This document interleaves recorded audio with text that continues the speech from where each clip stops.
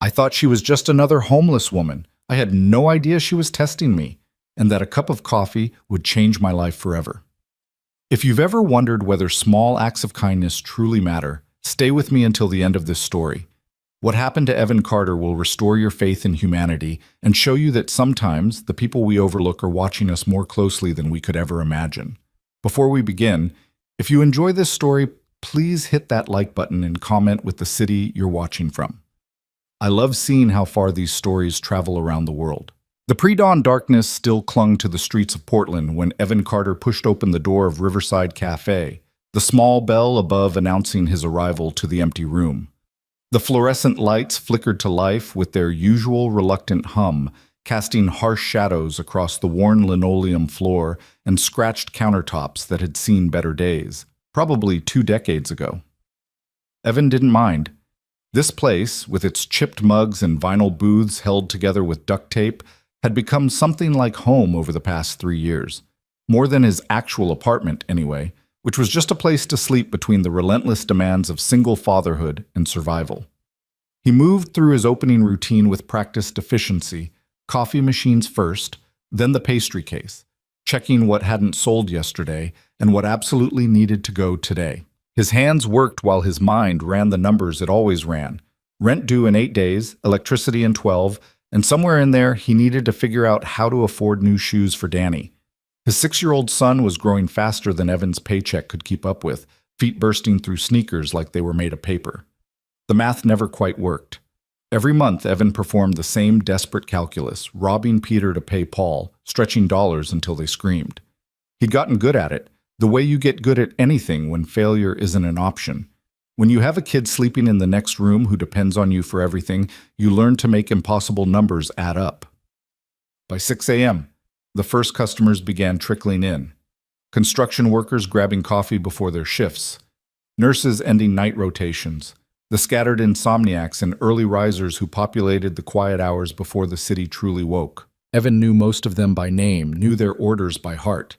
It was one of the few pleasures of the job, these small human connections that made the minimum wage and aching feet worthwhile. "Morning, Evan," called Marcus, a regular who worked at the shipyard. "Usual?" "Large black, 2 sugars, blueberry muffin," Evan recited, already reaching for a mug. "How's the new grandbaby?" "Keeping my daughter up all night," Marcus said with a tired grin. "But worth every sleepless hour." Evan returned the smile, though something in his chest tightened. He remembered those sleepless hours with Danny, except back then he'd had Sarah beside him, taking turns with midnight feedings and diaper changes. They'd been a team, partners against the chaos of new parenthood. That was before the cancer, before the medical bills that bankrupted them even with insurance, before he'd held her hand and felt it go slack in his, leaving him alone with a 2-year-old and a grief so vast it had its own gravity. He pushed the memory down with the practice of someone who'd done it 1,000 times. There was no room for grief during morning rush.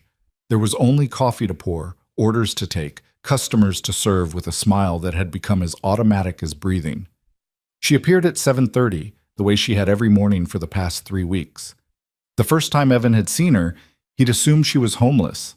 Everything about her appearance suggested someone living on the margins, the oversized coat that had seen better years, the threadbare scarf, the worn canvas bag she clutched like it contained everything she owned. Her hair, gray streaked with white, hung limp around a face that might have been 60 or might have been 80. Poverty had a way of making age impossible to guess. She'd stood at the counter with coins spread across her palm, counting them twice with trembling fingers.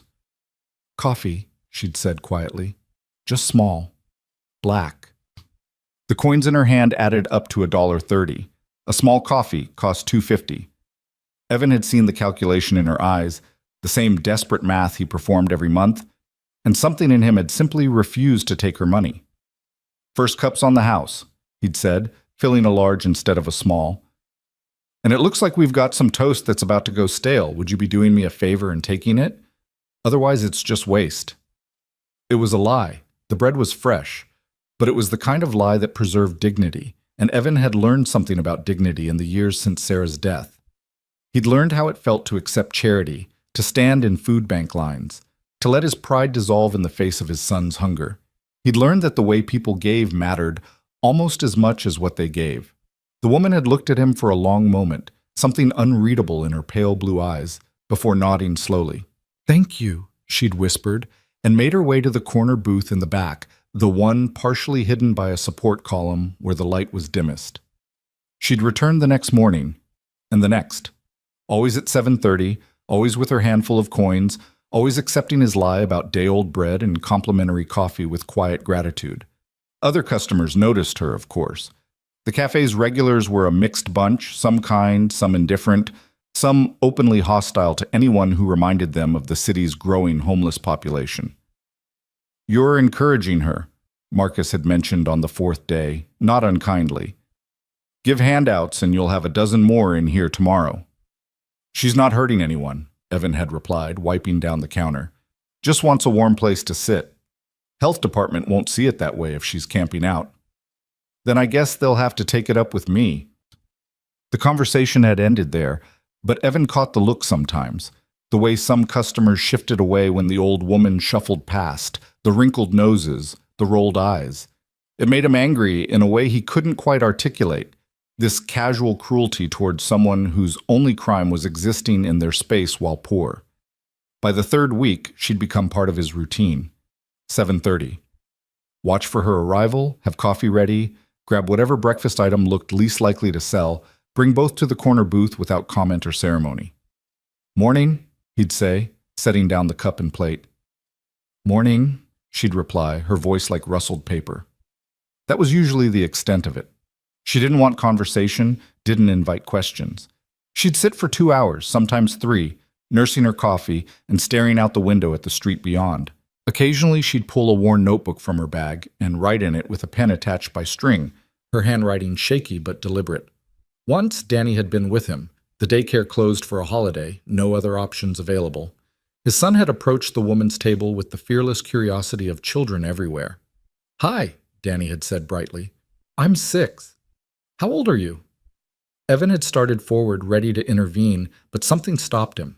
The woman's face had transformed. The hardness that usually resided there, the defensive walls that poverty builds, had melted into something soft and surprised. "Very old," she'd said gently. "Old enough to have forgotten what it's like to be 6. "It's pretty good," Danny had informed her seriously. "Except for homework. Homework is terrible." "I remember," she'd said, and there was something in her voice, an ache, a longing that made Evan's chest tight. "I remember thinking exactly that."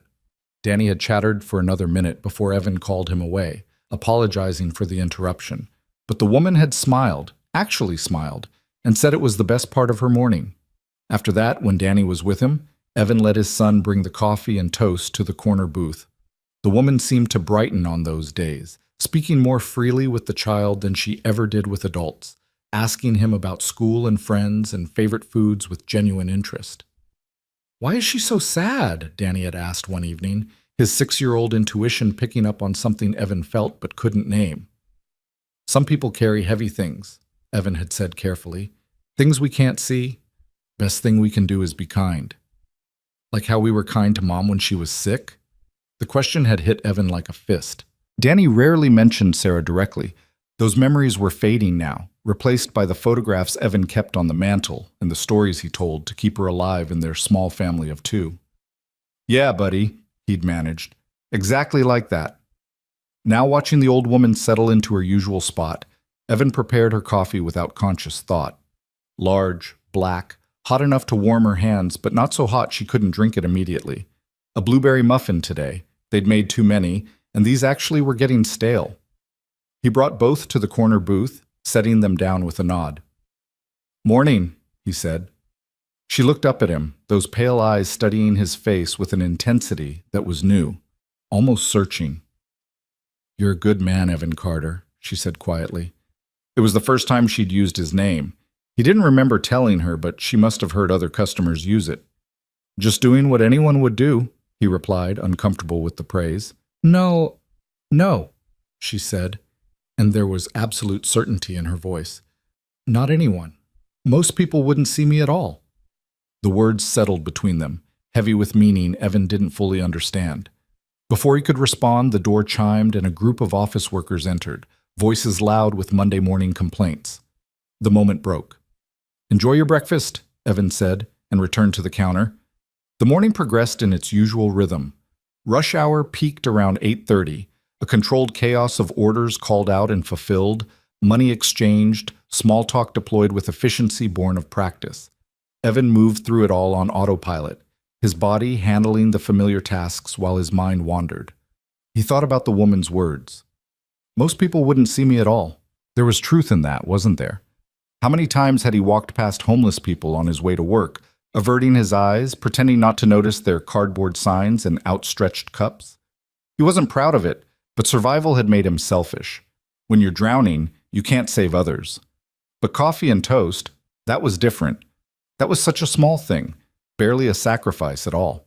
The cost came out of the cafe's waste anyway, food that would be thrown away at day's end.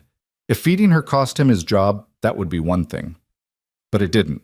His boss, an absentee owner who cared only about the monthly numbers, never looked closely enough to notice one extra muffin here, one complimentary coffee there. By 10 a.m., the rush had subsided. Evan was wiping down tables when he noticed the corner booth was empty. The woman had left while he was busy, her cup and plate neatly stacked, a handful of coins beside them. Exact change for what she'd received, carefully counted out. Every morning she did this, leaving payment she couldn't really afford for food he'd given freely. The gesture touched something in him, this insistence on dignity even when accepting charity.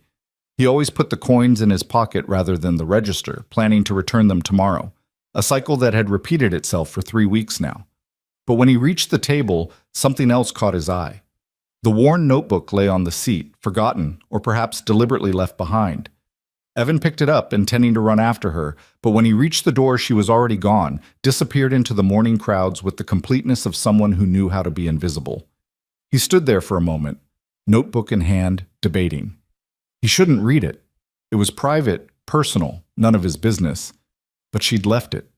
Had she meant to? Back at the counter, during a lull between customers, Evan opened the notebook. The pages were filled with careful handwriting, each entry dated. Not a diary exactly. There were no Dear Diary salutations, no detailed accounts of daily activities. Instead, brief observations. November 3rd. The man with the tattoos held the door for me today. Didn't meet my eyes, but he held the door. November 5th. 2 teenagers laughed as I walked past. One said, "That's so sad," like I couldn't hear. The other said, "At least she's not our problem." November 8th. Evan gave me coffee again. His son asked why my hands shake. Evan told him some people carry heavy things. First kind words I've heard in weeks. November 12th. Watched a mother scold her daughter for staring at me. "Don't look at people like that," she said. But the child smiled at me first. Children see people. Adults see problems. Evan stopped reading, something uncomfortable churning in his gut. This wasn't just observation. This was documentation. She was recording how people treated her, cataloging every interaction, every kindness and cruelty. Why? He flipped forward past pages of similar entries until he found one that made his blood run cold. November 15th. Dr. Matthews says 6 months, maybe less. Strange how that number means everything and nothing. 6 months to see if anyone notices. 6 months to find out if I matter without the money. 6 months to discover if I'm more than what I own. 6 months. Dying. Testing people. Evan's hands trembled as he closed the notebook. Who was she? What was this experiment she was conducting? And what did it mean that he'd passed some test he hadn't known he was taking? The door chimed. Evan looked up, half expecting to see her returning for the forgotten notebook, but it was just another customer. He served them mechanically, mind racing. He should try to find her, return the notebook, maybe offer real help? If she was dying, if she was alone. But even as the thought formed, Evan felt the familiar weight of his own limitations. He was barely keeping his head above water. His savings account held $37. His checking account would be negative in 3 days without his next paycheck. He'd been buying Danny's clothes from Goodwill and telling himself the kid didn't notice or care. What help could he possibly offer? That evening, after closing, Evan brought the notebook home. Danny was already in bed, exhausted from school and aftercare. Evan kissed his forehead, adjusted the threadbare blanket, and retired to the kitchen table. His office, his sanctuary, the place where he fought nightly battles with bills and budgets and impossible choices. He opened the notebook again, reading more carefully now. The woman, he still didn't know her name, he realized, wrote about Portland's streets with the detailed observation of an anthropologist. She documented the invisible hierarchies among the homeless, the competition for good panhandling spots, the difference between shelters that treated people like people and shelters that treated them like problems to be processed. But she also wrote about moments of grace, the teenager who'd bought her lunch, the couple who'd given her their umbrella during a rainstorm, the bus driver who'd let her ride without fare when her hands were too cold to count change. And she wrote about Evan. Multiple entries about the man at Riverside Cafe who fed her without judgment, whose son treated her like a person, whose kindness never came with strings or sermons or demands for gratitude. November 18th. Evan asked how I was today. Actually waited for an answer. I said fine. I lied. But it felt good to be asked. November 20th. Danny told me about his mother today. Said she died when he was little. Said his dad gets sad sometimes but tries to hide it. That child sees everything. Wonders where his father learned to be kind while sad. Then realized grief taught him. Loss taught him to notice other people's pain. Evan set the notebook down, vision blurring. He didn't cry much anymore. Had cried himself dry in those first months after Sarah's death. But something about seeing himself through this stranger's eyes opened a wound he'd thought scarred over. He wasn't special. He was just a guy pouring coffee, trying to raise his kid, getting through each day without falling apart completely. The small kindnesses he showed weren't heroic. They were just human decency, the baseline of how people should treat each other. Weren't they? But this woman, dying, alone, testing whether she mattered, had found something meaningful in coffee and toast, had found hope in a 6-year-old's unfiltered kindness, had documented his ordinary decency like it was extraordinary. Evan didn't know whether to feel honored or heartbroken. He kept reading, moving forward through entries that grew progressively darker. She wrote about pain, physical pain that kept her awake, emotional pain that made waking up difficult. She wrote about doctors who delivered terminal diagnoses with clinical efficiency. She wrote about calling old friends, old colleagues, people who'd once filled her life, only to find they'd moved on. Their numbers changed. Their interest in her expired. She wrote about money, though not in the way Evan had expected, not lamenting its absence, but questioning its meaning. November 25th. I could end this tomorrow. One phone call and I'd have everything back, the house, the staff, the comfort, the treatment. But I'd also have the lie, the performance. The question would remain unanswered. Do I matter because of who I am, or only because of what I have? What did that mean? She could get money but chose not to? Evan flipped forward, searching for clarity, but the next dozen pages were missing, torn out carefully, deliberately. The entries resumed in early December, more fragmented now. December 3rd, weaker today. Hard to walk far. The cafe is close. I can make it to the cafe. December 5th. Evan noticed I was shaking worse, brought me water without asking. Small things matter more now. Every kindness feels amplified. Every cruelty cuts deeper. The final entry was from yesterday. December 9th. Danny asked if I'd like to draw with him. When was the last time anyone invited me to just exist beside them? Not to serve a purpose, not to fulfill an obligation, just to be. I drew a bird. He drew a dinosaur. We showed each other our pictures. I haven't felt that scene in years. Tomorrow I'll tell Evan thank you. Really tell him. Make sure he knows. But she hadn't told him. She'd left the notebook instead. Evan sat at the kitchen table until midnight, rereading passages, trying to understand. Eventually exhaustion claimed him, and he stumbled to bed, the notebook tucked carefully in his backpack for safekeeping.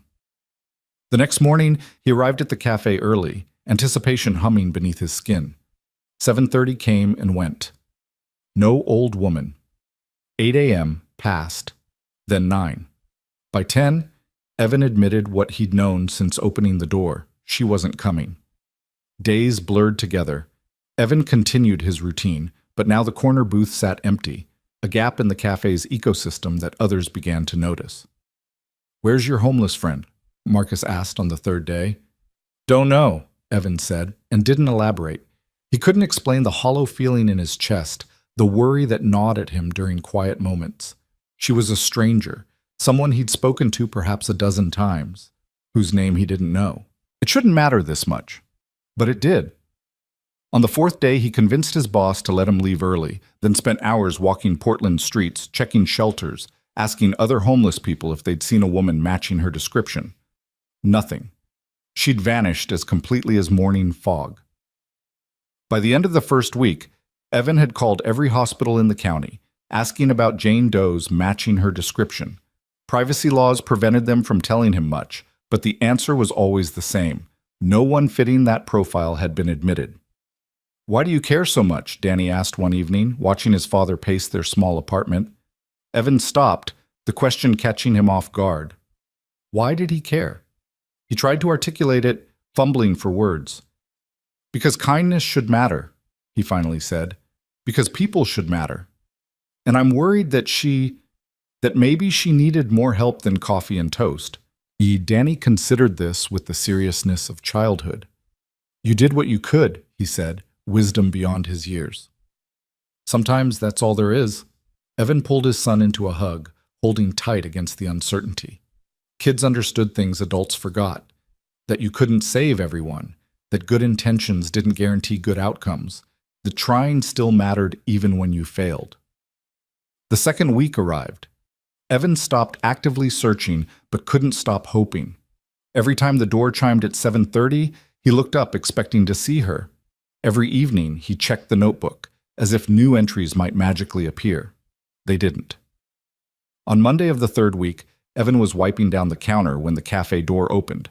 He glanced up automatically, registered expensive suits and polished shoes, and returned his attention to the coffee machine. Probably downtown lawyers grabbing a quick cup before court. "Evan Carter?" He turned.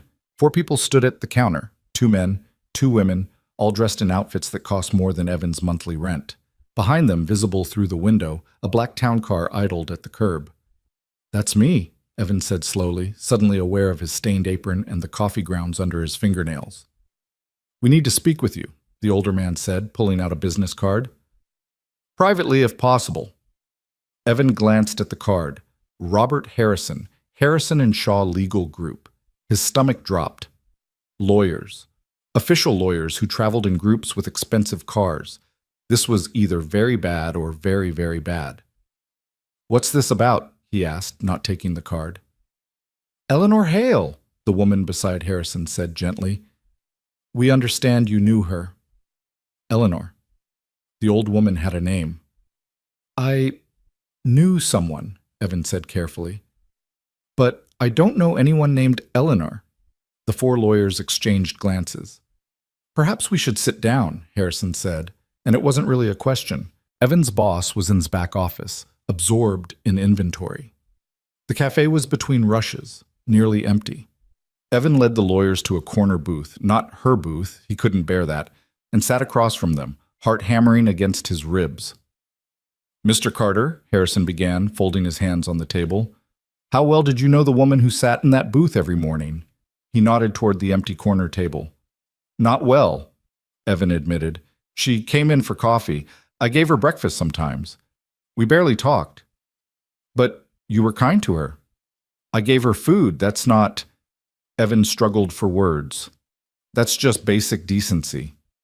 "Did she ever mention her circumstances to you? Her family? Her resources?" "No." Evan's defensiveness was rising. "She barely spoke. I didn't ask questions. What is this about? Is she okay?" The second woman, younger, with kind eyes, leaned forward. "Mr. Carter, Eleanor Hale passed away 8 days ago." The words hit like physical blows. 8 days. She'd been dead for 8 days, and he'd been wandering the streets looking for her, calling hospitals, hoping— "How?" he whispered. "Pancreatic cancer," the kind-eyed woman said softly. She'd been in hospice care for the final week. It was peaceful. Hospice. Final week. The timeline clicked into place. She'd disappeared from the cafe, entered hospice, died surrounded by... Was she alone? Evan asked, the question torn from somewhere deep. No, Harrison said firmly. Her medical team was with her. She wasn't in pain at the end. But that wasn't what Evan had asked. He'd asked if she was alone. Medical teams weren't family. They weren't friends. They were professionals doing jobs, however compassionate. Why are you here? Evan asked, looking between the four lawyers. Why are you telling me this? Harrison reached into his briefcase and withdrew a manila envelope.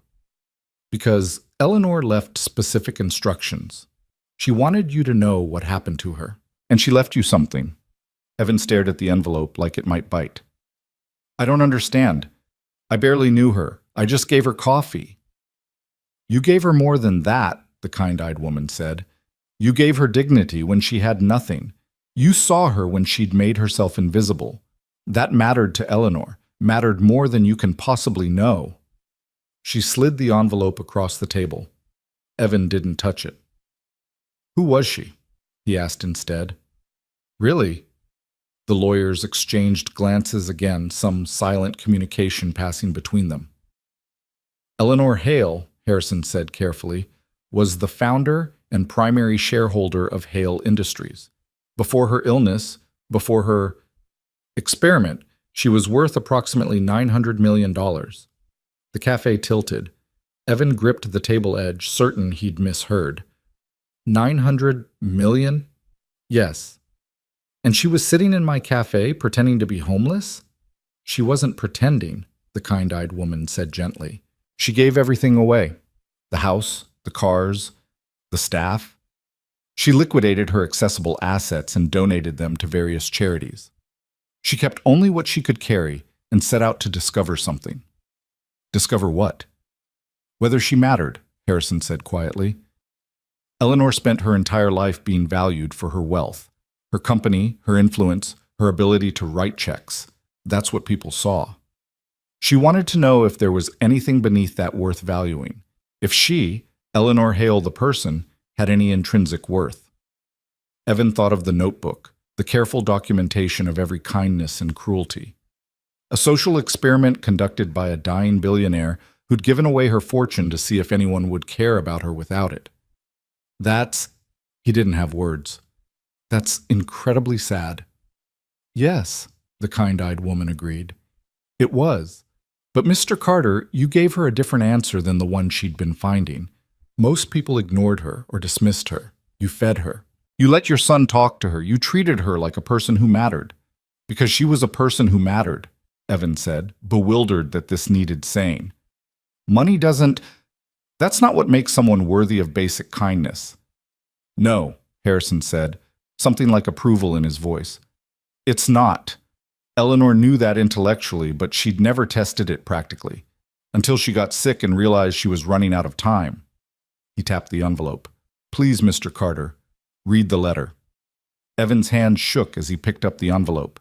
It was heavier than he'd expected, thick with contents he couldn't identify.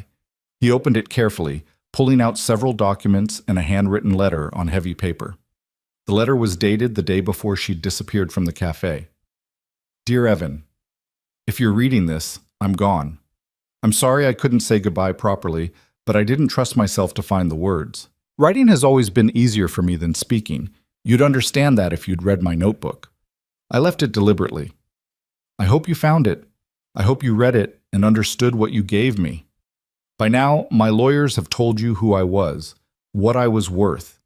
It must seem strange, perhaps even offensive, that someone with my resources would play-act poverty while real people struggle. I understand that criticism. I accept it. But I need you to understand. I wasn't playing.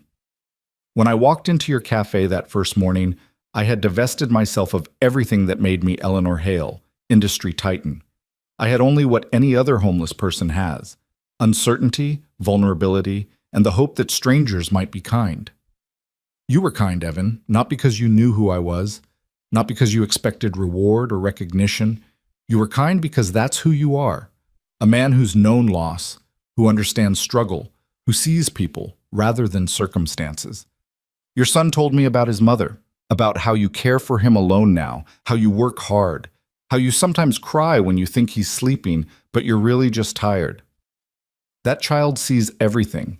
He sees your strength and your sadness, and he's learning from both.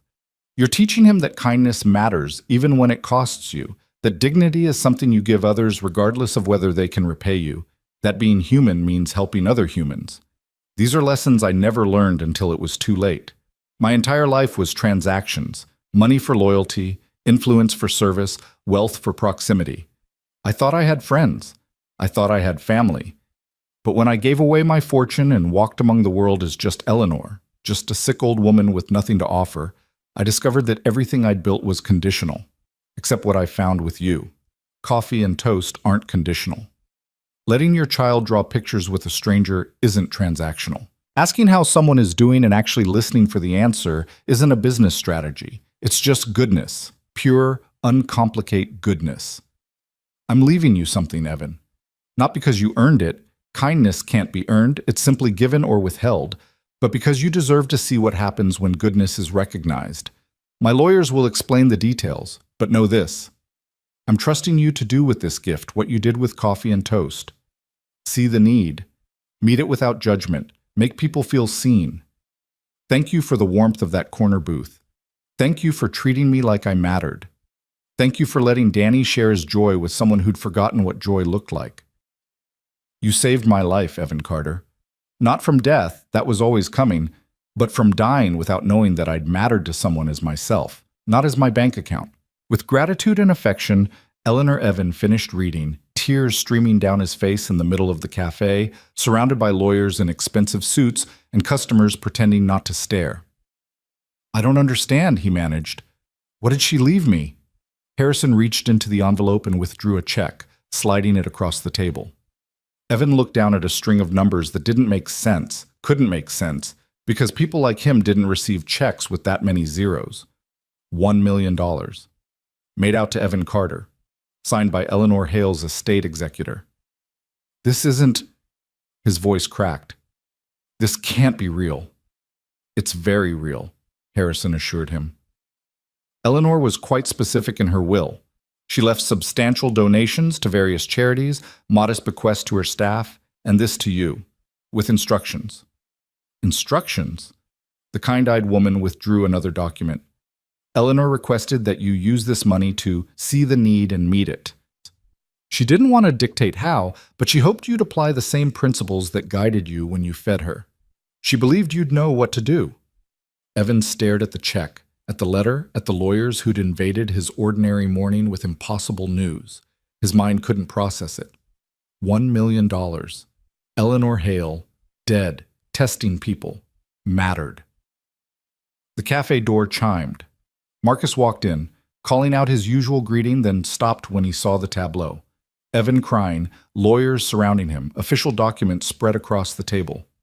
Everything okay? Marcus asked, concerned. Evan looked up at his regular customer, at the cafe where he'd worked for 3 years, at the corner booth that would forever be empty now, at the check that could change everything, at the weight of responsibility and trust that came with being seen by someone who'd been invisible. I don't know, he said honestly. I really don't know. But even as he spoke, even through the shock and grief and overwhelming uncertainty, something was crystallizing in his mind. Eleanor had tested people to see if she mattered. She'd documented kindness like a scientist recording data. She'd given away everything to discover if anything remained without the money. And in that corner booth, over coffee and toast, she'd found her answer. Now it was Evan's turn to find his. The lawyers left after 2 hours of explanation, paperwork, and assurances that everything was legitimate, legal, and irreversible. Evan sat alone in the booth long after they'd gone, the check still on the table before him, Eleanor's letter clutched in his trembling hands. Marcus approached cautiously, sliding into the seat across from him. You going to tell me what that was about? Or do I have to guess? His friend asked gently. Evan looked up, realized the cafe had emptied during the meeting, that his boss must have handled the counter while he was occupied. How long had he been sitting here? The woman, he said hoarsely. The one who used to sit in the corner. She died. I'm sorry, man. I know she mattered to you.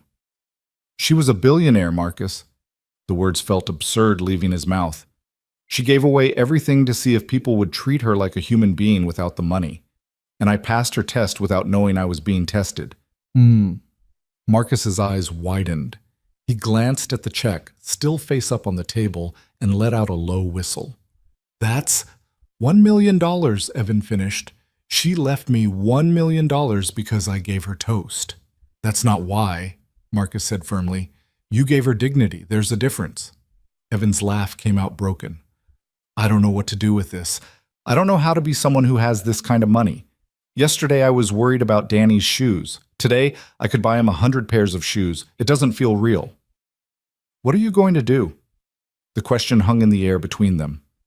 Evan looked around the cafe, at the cracked vinyl, the flickering lights, the coffee machine that broke down twice a week. At the life he'd built from the wreckage of Sarah's death, modest and difficult but his own. I don't know, he admitted. Eleanor left instructions. She said to see the need and meet it. But there's so much need, Marcus. Where do I even start? His friend considered this, then said quietly, maybe you start where she started, with coffee and toast. The words resonated in Evan's chest. He thought of Eleanor's notebook, the careful documentation of small kindnesses that had meant everything to someone who had nothing. He thought of her letter, the trust she'd placed in him to recognize goodness and amplify it. I need to go home, he said abruptly, standing. I need to think. Danny doesn't even know yet. God, how do I explain this to a 6-year-old? The truth, Marcus said. You tell him the truth, that kindness matters, that his father's goodness changed someone's life. That's a lesson worth learning young. Evan nodded, gathering the documents with shaking hands. The check went into his wallet, though it felt dangerous carrying something so valuable. The letter he folded carefully and placed in his shirt pocket, over his heart. He drove home in a daze, barely registering the familiar streets of his neighborhood.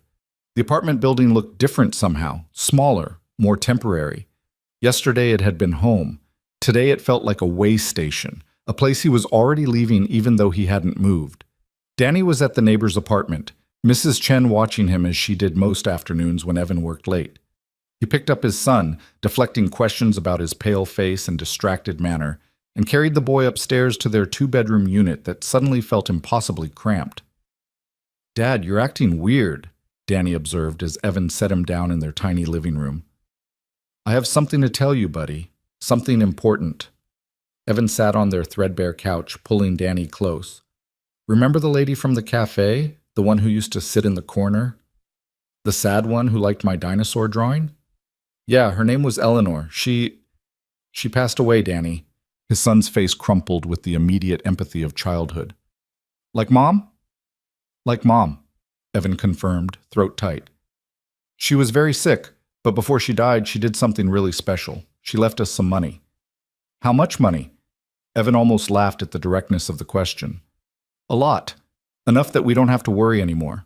Enough that you can have new shoes when you need them, and I can take you to the doctor when you're sick without being scared about the bills.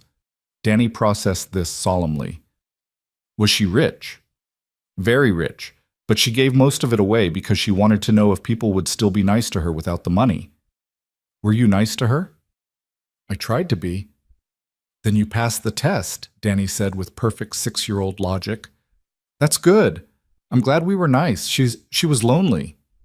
The simple assessment gutted Evan. His son had understood in moments what it had taken him hours to process. That Eleanor's wealth was irrelevant to her fundamental isolation, that her experiment was born from profound loneliness, that kindness was its own reward regardless of what came after. Yeah, buddy, he managed. She was very lonely, but I think we helped make her a little less lonely at the end. Danny hugged him fiercely, his small body warm and solid against Evan's chest. They stayed like that for a long time, father and son holding each other in their small apartment, while the weight of impossible fortune settled around them. That night, after Danny was asleep, Evan sat at the kitchen table with Eleanor's letter and a legal pad, trying to think. The lawyers had explained the practicalities. The check would clear. The money was his free and clear. No taxes owed thanks to how Eleanor had structured the bequest. He could cash it tomorrow if he wanted. could walk into the bank and walk out with access to wealth he'd never imagined having. But then what?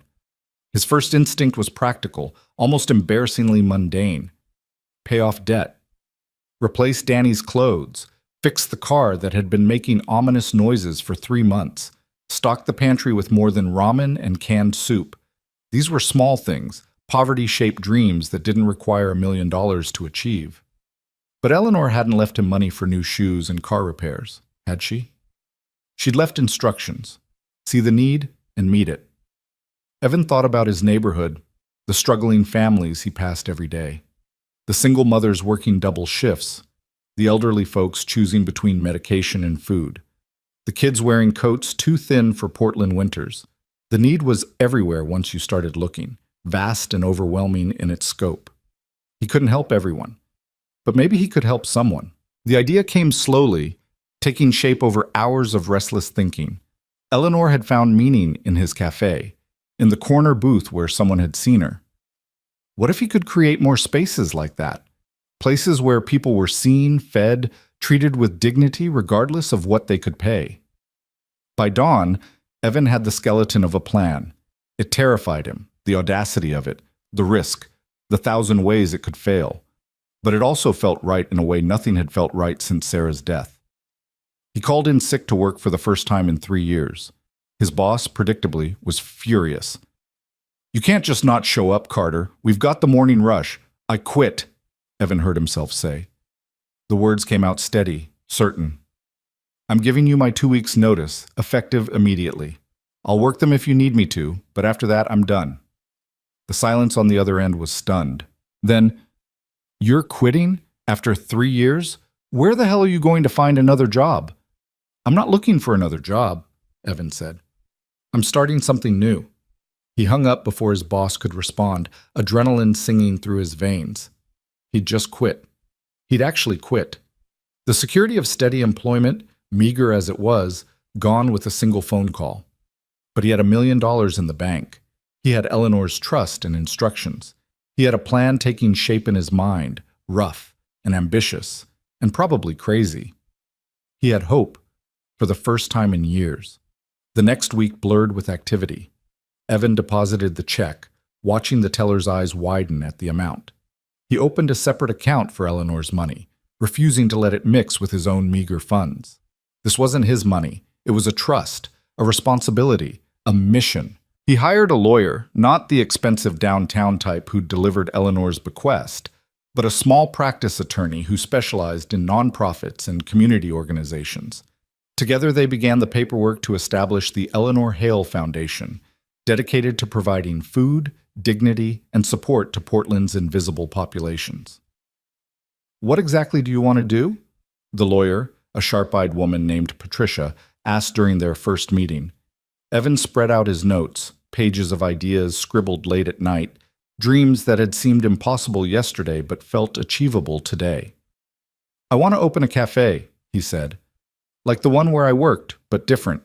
A place where anyone can come in and get a meal, pay what they can afford, even if that's nothing. No questions asked, no judgment passed. But more than that." He leaned forward, words coming faster as the vision clarified. "I want to hire people who've been where Eleanor was. People experiencing homelessness, people rebuilding after addiction, people who can't get hired anywhere else because they don't have an address or their background check shows mistakes from their past. I want to create jobs that come with dignity, training, and the assumption of human worth." Patricia was taking notes, nodding. "That's ambitious. And expensive." "I have $1 million, Evan said. "How far will that take me?" "Farther than you'd think if you're smart about it. Start small, prove the concept, build from there. Don't try to save the world in year 1. "Eleanor didn't ask me to save the world," Evan replied quietly. "She asked me to see the need and meet it. I'm just trying to do that on a bigger scale than coffee and toast." They worked together over the following weeks, establishing the foundation's structure, filing paperwork with the state, navigating the bureaucratic maze of nonprofit status. Patricia worked for a fraction of her normal rate, touched by the story and eager to see the vision realized. Evan searched for a location, somewhere affordable enough to get started, but visible enough to matter. He walked Portland's streets the way Eleanor must have walked them, seeing the city through new eyes. The neighborhoods with the most need were often the ones with the least commercial activity. Food deserts where grocery stores had closed and fast food chains dominated. He found the space on a gray January afternoon, 3 weeks after Eleanor's lawyers had walked into his life. It was a former diner in the Lentz neighborhood, closed for 6 months after the owner retired. The building was tired but structurally sound, with good bones beneath the grime and neglect. The rent was manageable, just barely. The location was perfect, surrounded by apartment complexes where working families struggled, near a park where homeless folks congregated, accessible by public transit. It needed work, needed investment, needed someone to believe it could be more than abandoned real estate. Evan stood in the empty dining room, imagining it transformed. Tables where people could sit without fear of being run off. A kitchen producing simple, nutritious food. A staff of people who'd been dismissed and discarded by society, given a second chance to matter. "I'll take it," he told the landlord. The man looked at him skeptically. This 28-year-old in secondhand clothes who claimed he could afford the rent, who wanted to open a cafe with a bizarre business model that sounded more like charity than commerce. "You got first and last month's rent plus deposit?" the landlord asked. Evan wrote a check from the foundation account, the numbers still feeling surreal. "I've got it," he said. The work began immediately. Evan couldn't afford to hire a full renovation crew, so he did much of it himself, scrubbing floors, painting walls, repairing equipment. Marcus showed up on weekends to help, bringing friends from the shipyard who knew their way around tools and weren't afraid of hard work.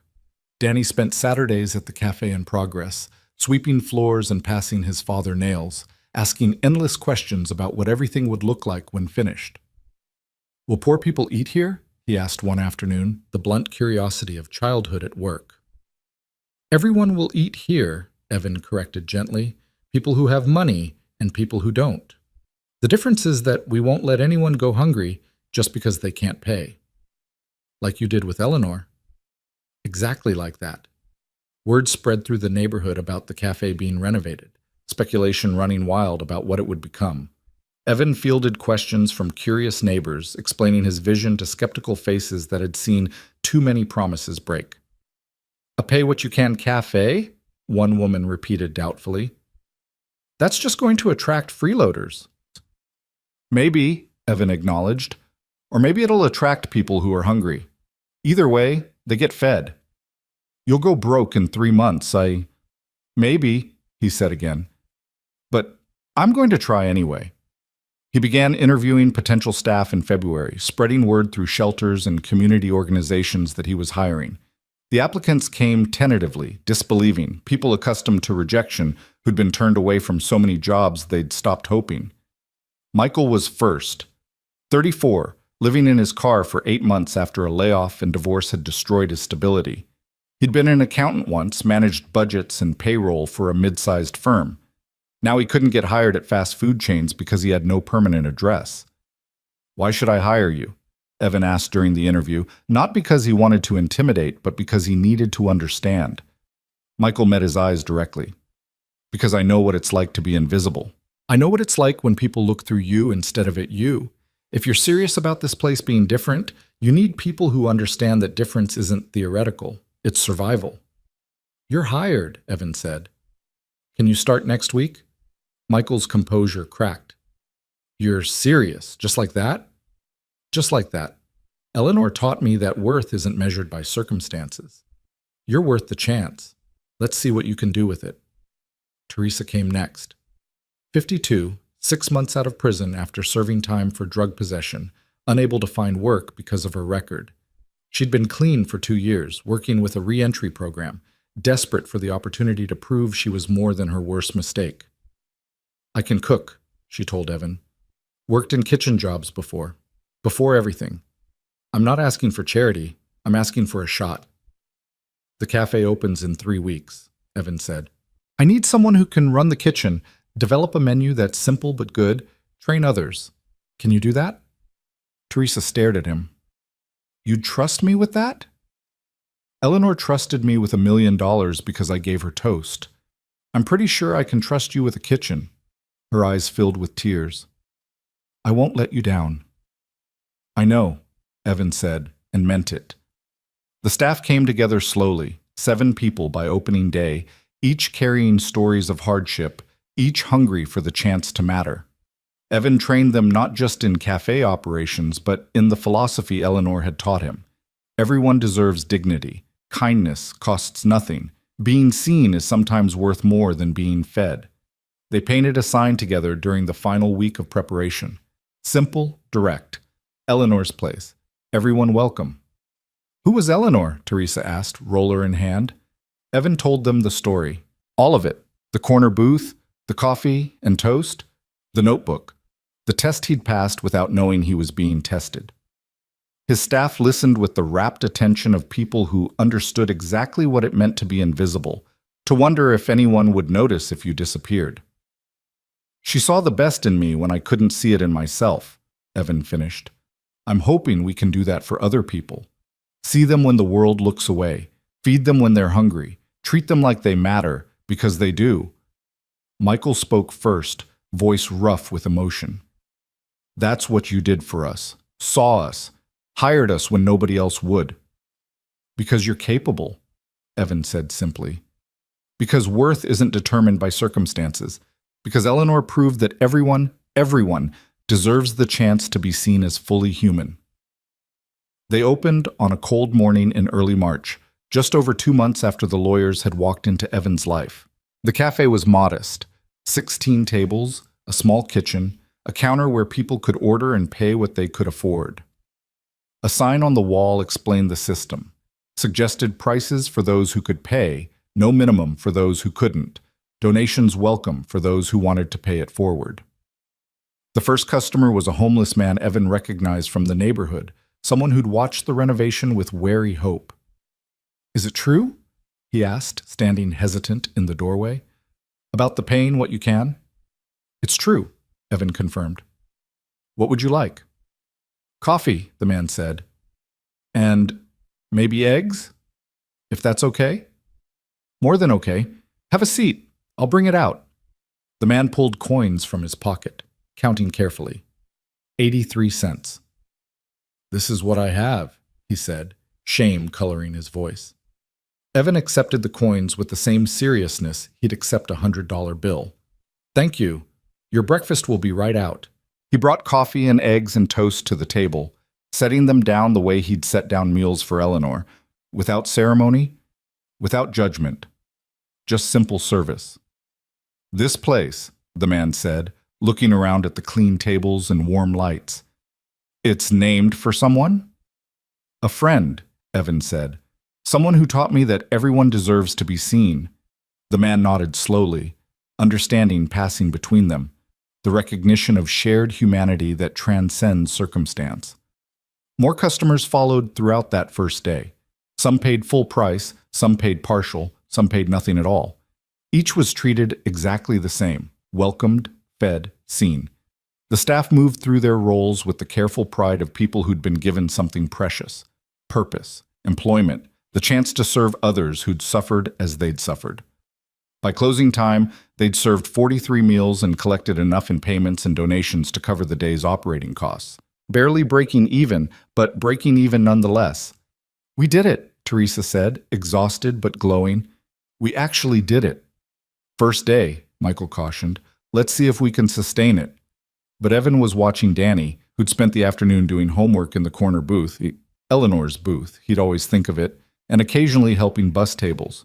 His son looked up, caught his father's eye, and smiled with pure, uncomplicated joy. Sustain it or not, they'd done something Eleanor would have recognized.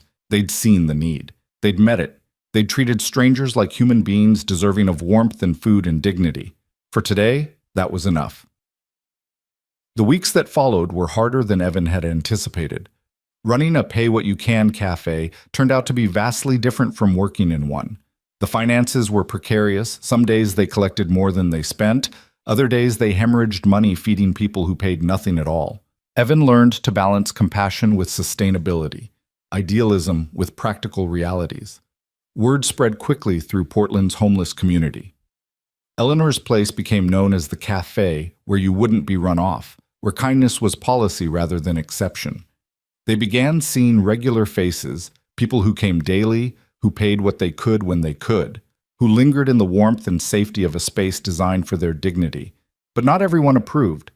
Complaints came from neighboring businesses about the clientele, about people loitering outside, about the neighborhood changing in ways that made some uncomfortable. "You're attracting the wrong element," one shop owner told Evan bluntly. "This used to be a decent area." "It still is," Evan replied evenly. "Decent areas don't exclude people because they're poor." "You're naive if you think this ends well. You're enabling them." The criticism stung because part of Evan worried it might be true. Was he helping people or just making it easier for them to avoid addressing their underlying problems? Eleanor had tested whether she mattered without money. Was he inadvertently testing whether charity could substitute for systemic change? He brought his doubts to Patricia during one of their regular check-ins. "Am I doing this right?" he asked, spreading the cafe's financial statements across her desk. "We're barely staying afloat. I'm spending Eleanor's money faster than I planned. What if I'm wasting her gift?" Patricia looked at him over her reading glasses, expression patient. "Evan, Eleanor didn't leave you money because she wanted a guaranteed return on investment. She left it because you saw her. You're doing the same for others. That's not waste. That's exactly what she asked you to do. But if the cafe fails, then it fails. And you'll have fed hundreds of people in the process. You'll have employed people who couldn't get hired anywhere else. You'll have created a space where being human was enough. How is any of that failure?"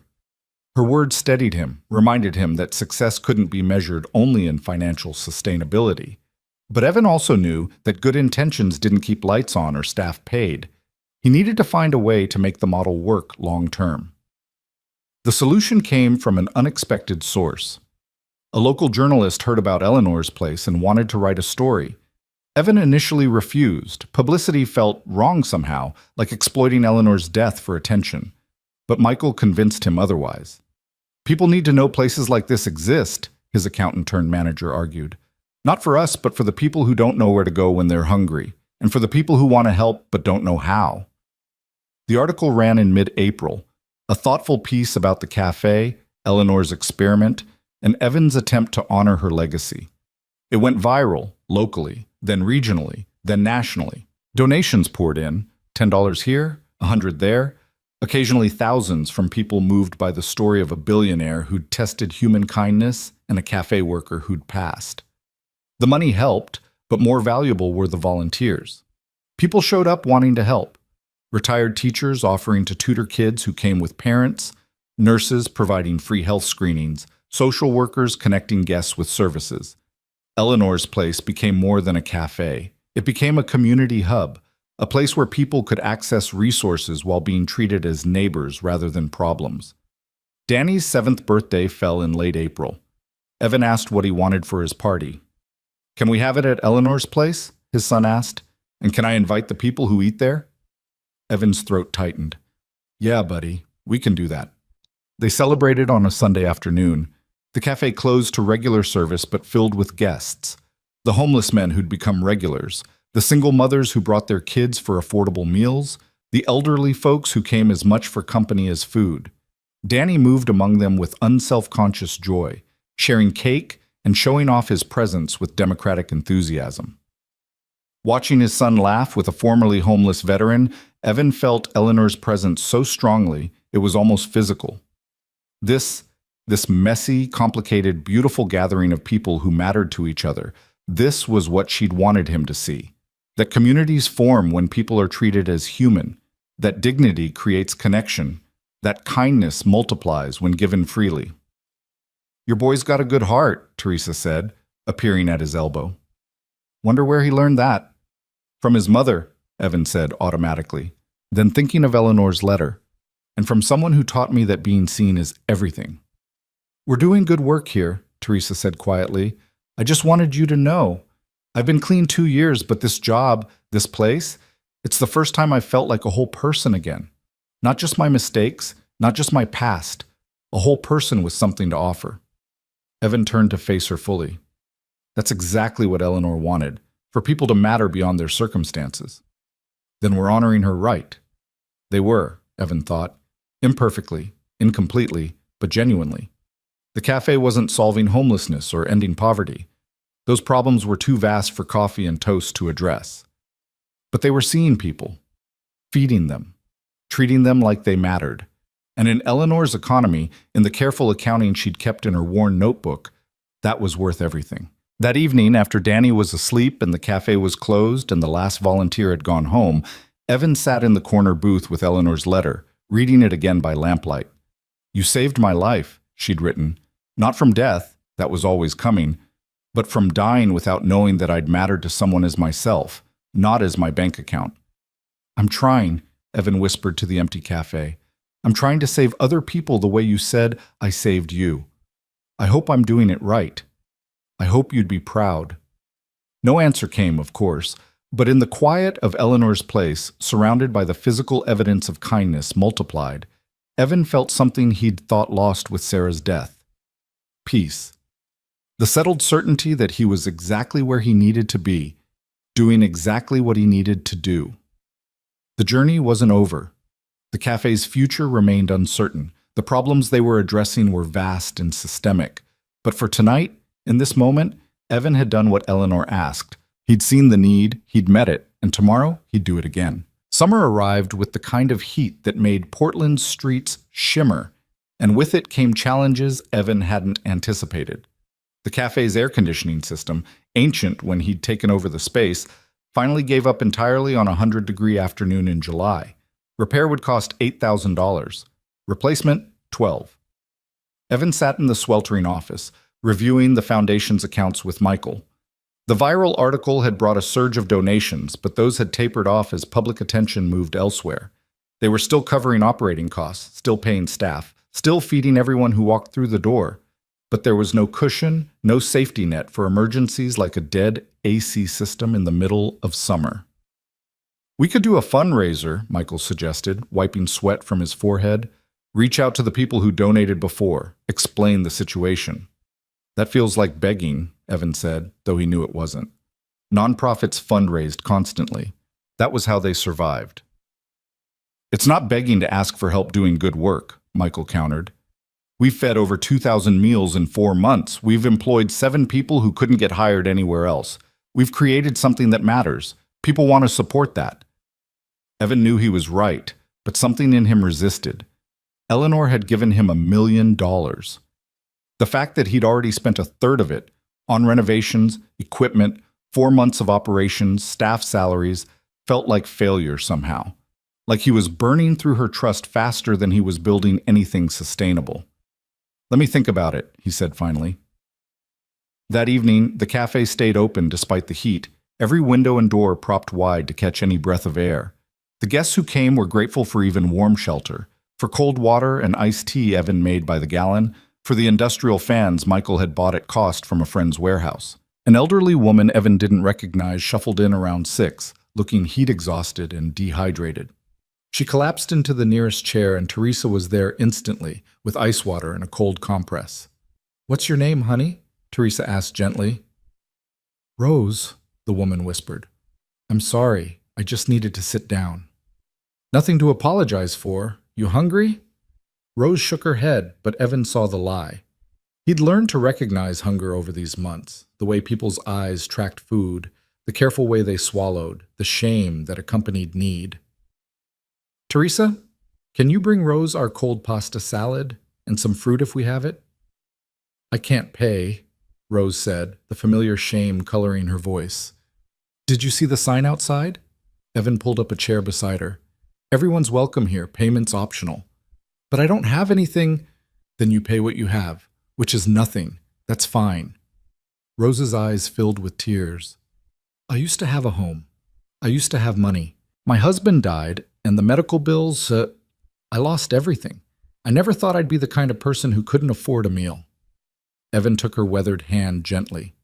"You're not a kind of person. You're just a person. That's all anyone here is. Just people who need food and kindness." Teresa brought the pasta salad and a bowl of strawberries, setting them down with quiet dignity. Rose ate slowly, savoring every bite, and Evan sat with her in silence. A presence that said, "You're not alone. You're not invisible. You matter." When she finished, Rose looked around the cafe, at the other guests eating and talking, at the staff moving with purpose, at Danny doing homework in the corner booth while occasionally helping bus tables. "What is this place really?" she asked. "I don't understand how it exists." So Evan told her about Eleanor, about the test, about the coffee and toast that had become something larger, about trying to honor a dying woman's wish that people be seen regardless of their circumstances. Rose listened with the intensity of someone hearing their own story reflected back. When Evan finished, she reached into her worn purse and pulled out a $20 bill, creased and soft from handling, probably her last $20 in the world. "For the next person," she said firmly. "Someone who needs it like I needed it today." Evan accepted the money with the same gravity he accepted 83 cents. "Thank you. This will feed someone who's hungry." "That woman, Eleanor," Rose said. "She was testing if people saw her. But you know what? Every day, people like me are taking the same test. We walk around invisible, wondering if anyone notices we're human. You noticed. This place notices." Her words stayed with Evan long after she left, walking steadier with food and water in her system. He thought about all the Eleanors in the world, people testing whether they mattered, whether anyone would see them, whether human connection existed beyond transaction. The cafe was full of them, had always been full of them. That night, Evan made a decision. He posted about the broken AC on the cafe's small social media presence, explaining the situation honestly. Not begging, just presenting the facts. They needed help to keep serving people through the summer heat. Within 24 hours, they'd raised $11,000, enough for a new system with money left over. But more meaningful than the money were the comments. Hundreds of them, from people who'd eaten at Eleanor's place, from people who'd read about it, from people who'd never visited Portland but believed in what the cafe represented. "You fed my mother when she had nothing," one person wrote. "This is the least I can do." "I was homeless for 3 years," another shared. "Places like this saved my life. Here's what I can spare." "Eleanor's experiment proved people can be kind," read a third. "You're proving it every day. Keep going." Michael installed the new AC system himself with help from Marcus, refusing to pay for professional installation when he had the skills to do it. The cafe reopened at full capacity, and the difference was immediate. Guests stayed longer, lingered over meals, used the space as the community hub it was designed to be. But success brought visibility, and visibility brought scrutiny. The city inspector arrived on a Tuesday morning in August, clipboard in hand and suspicion in his eyes. He examined every corner of the cafe, questioning their food handling procedures, their employee certifications, their business model. "You're operating as a restaurant but functioning as a charity," he said, making notes. "That creates regulatory gray areas." "We're a nonprofit cafe," Evan explained, keeping his voice level. "We serve food and accept payment on a pay-what-you-can basis. Everything we do is legal and properly documented." "Your clientele is largely homeless population. That creates health and safety concerns." "Our clientele is largely hungry people," Evan corrected, anger simmering beneath his calm exterior. "Being poor doesn't make someone a health hazard." The inspector's expression hardened. "I'm going to need to see all your permits, your staff certifications, your food sourcing documentation, and I'll be back for a follow-up inspection in 2 weeks." After he left, Teresa found Evan in the office, head in his hands. "He's going to shut us down," Evan said. "He as good as said so." "Then we make sure he can't," Teresa replied firmly. "We get every certification, every permit, every piece of documentation in perfect order. We show him this place is cleaner and safer than half the restaurants in Portland." She was right, but compliance was expensive. Staff certifications cost money. Additional permits cost money. The follow-up inspection would look for any excuse to find violations, and fixing potential violations before they were cited required investment they hadn't budgeted for. Evan looked at the foundation accounts. They'd burned through $500,000 in 6 months. At this rate, Eleanor's gift would be gone in another 6. And then what? Close the cafe?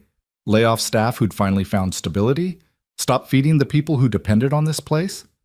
The weight of responsibility was crushing. He'd thought having money would solve problems, but it had only revealed how vast the problems truly were, how inadequate even $1 million was against the systemic failures that created hunger and homelessness in the first place. "I don't know if I can do this," he admitted to Teresa. "I'm not a nonprofit director. I'm not a business manager. I'm just a guy who gave someone toast, and somehow that became all of this. He gestured helplessly at the cafe around them. Teresa pulled up a chair, her expression kind but firm. You know what I was before I went to prison? A sous chef at a nice downtown restaurant. I was good at my job, really good. Then I got hooked on pills after a car accident and everything fell apart.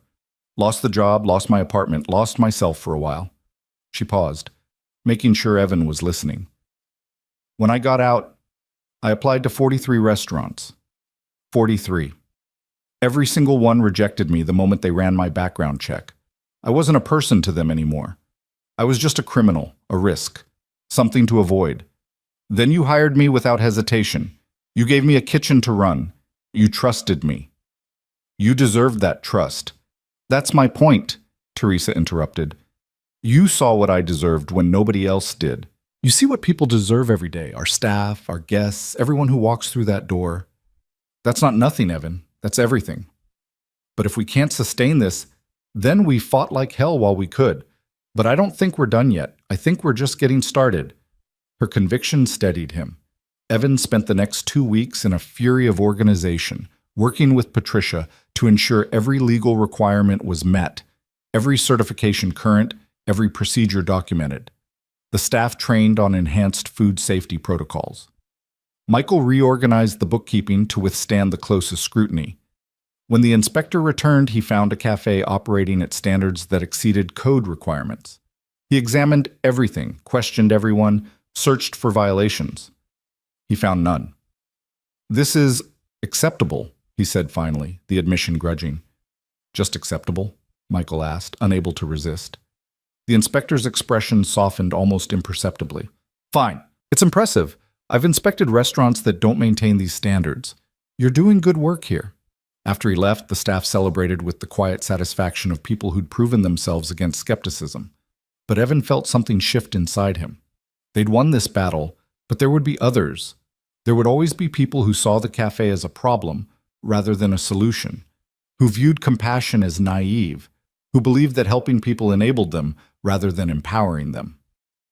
He thought of Eleanor, conducting her experiment, documenting every interaction. She'd discovered that kindness was rare, that most people looked through her rather than at her. But she'd also discovered Evan, proof that goodness existed, that some people saw others regardless of circumstance. Maybe that was enough. Maybe he didn't need to save everyone or solve everything. Maybe all he needed to do was keep being the person Eleanor had seen in him, someone who noticed, who cared, who acted on that care. September brought new challenges in the form of Derek Chen, a young man who showed up asking for a job with a resume that was mostly gaps and vague descriptions. Evan interviewed him in the office, noting the nervous energy, the way Derek's eyes darted around, the careful way he answered questions. "Why do you want to work here?" Evan asked. "I need a job," Derek said, "and I heard you hire people other places won't. Why won't other places hire you?" Derek hesitated, then said quietly, "I have a record. Theft. I was 17, stupid, desperate. Did 2 years in juvie. I'm 22 now, and nobody will give me a chance." Evan studied the young man across the desk. Derek reminded him of himself in some ways, that desperate hunger to prove worth, to be seen as more than circumstances. But there was something else too, something harder to define. "If I hire you," Evan said slowly, "I need to trust you. This cafe runs on trust, trusting our guests to pay what they can, trusting our staff to treat everyone with dignity. Can I trust you?" "Yes," Derek said immediately.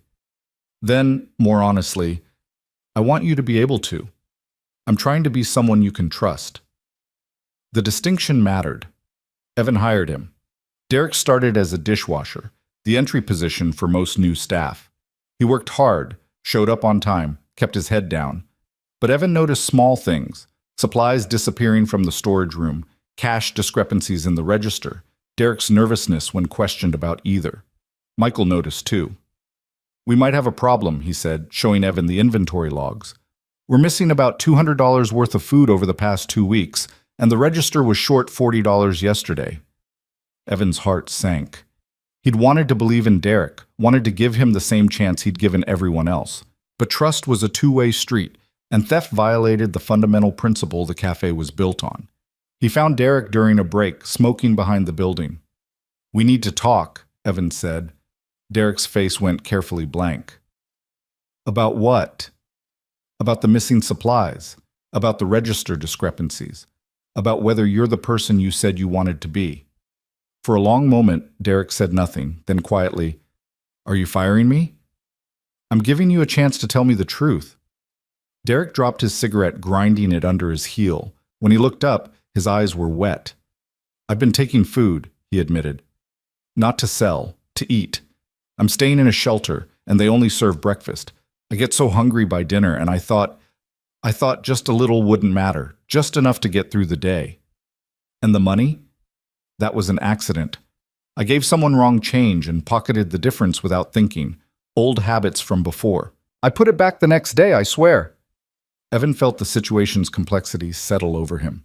Derek had stolen, yes, but he'd stolen food because he was hungry, working full-time but still homeless, still struggling. The register money he'd returned recognized his mistake and corrected it. This was the gray area Eleanor's experiment had never addressed. What happened when people failed, when they made mistakes, when they were trying but not quite succeeding? "Here's what's going to happen," Evan said finally. "You're going to eat here. Every shift, you get a free meal. That's not a privilege. That's part of working here. We feed people. That includes our staff." Derek stared at him. "You're not firing me?" "I'm not firing you, but I'm also not ignoring what happened. You violated trust. That has to be rebuilt. You'll work with Michael directly for the next month. He'll oversee your register work, your inventory access, everything. You prove yourself trustworthy, we move forward. You mess up again, we reevaluate. Fair?" "More than fair," Derek whispered. "Thank you. I won't. I'll prove you right. I promise." "Don't prove me right," Evan said. "Prove yourself right. Be the person you want to be." The conversation with Derek stayed with Evan as autumn settled over Portland. He thought about Eleanor's test, about how she'd documented kindness and cruelty in her notebook. But life wasn't that simple, was it? People weren't purely kind or cruel. They were complicated, struggling, making mistakes, and trying to do better. Derek proved himself over the following weeks. He showed up early, worked late, treated every task with careful attention. He saved his paychecks, found a room to rent, started building a life beyond survival.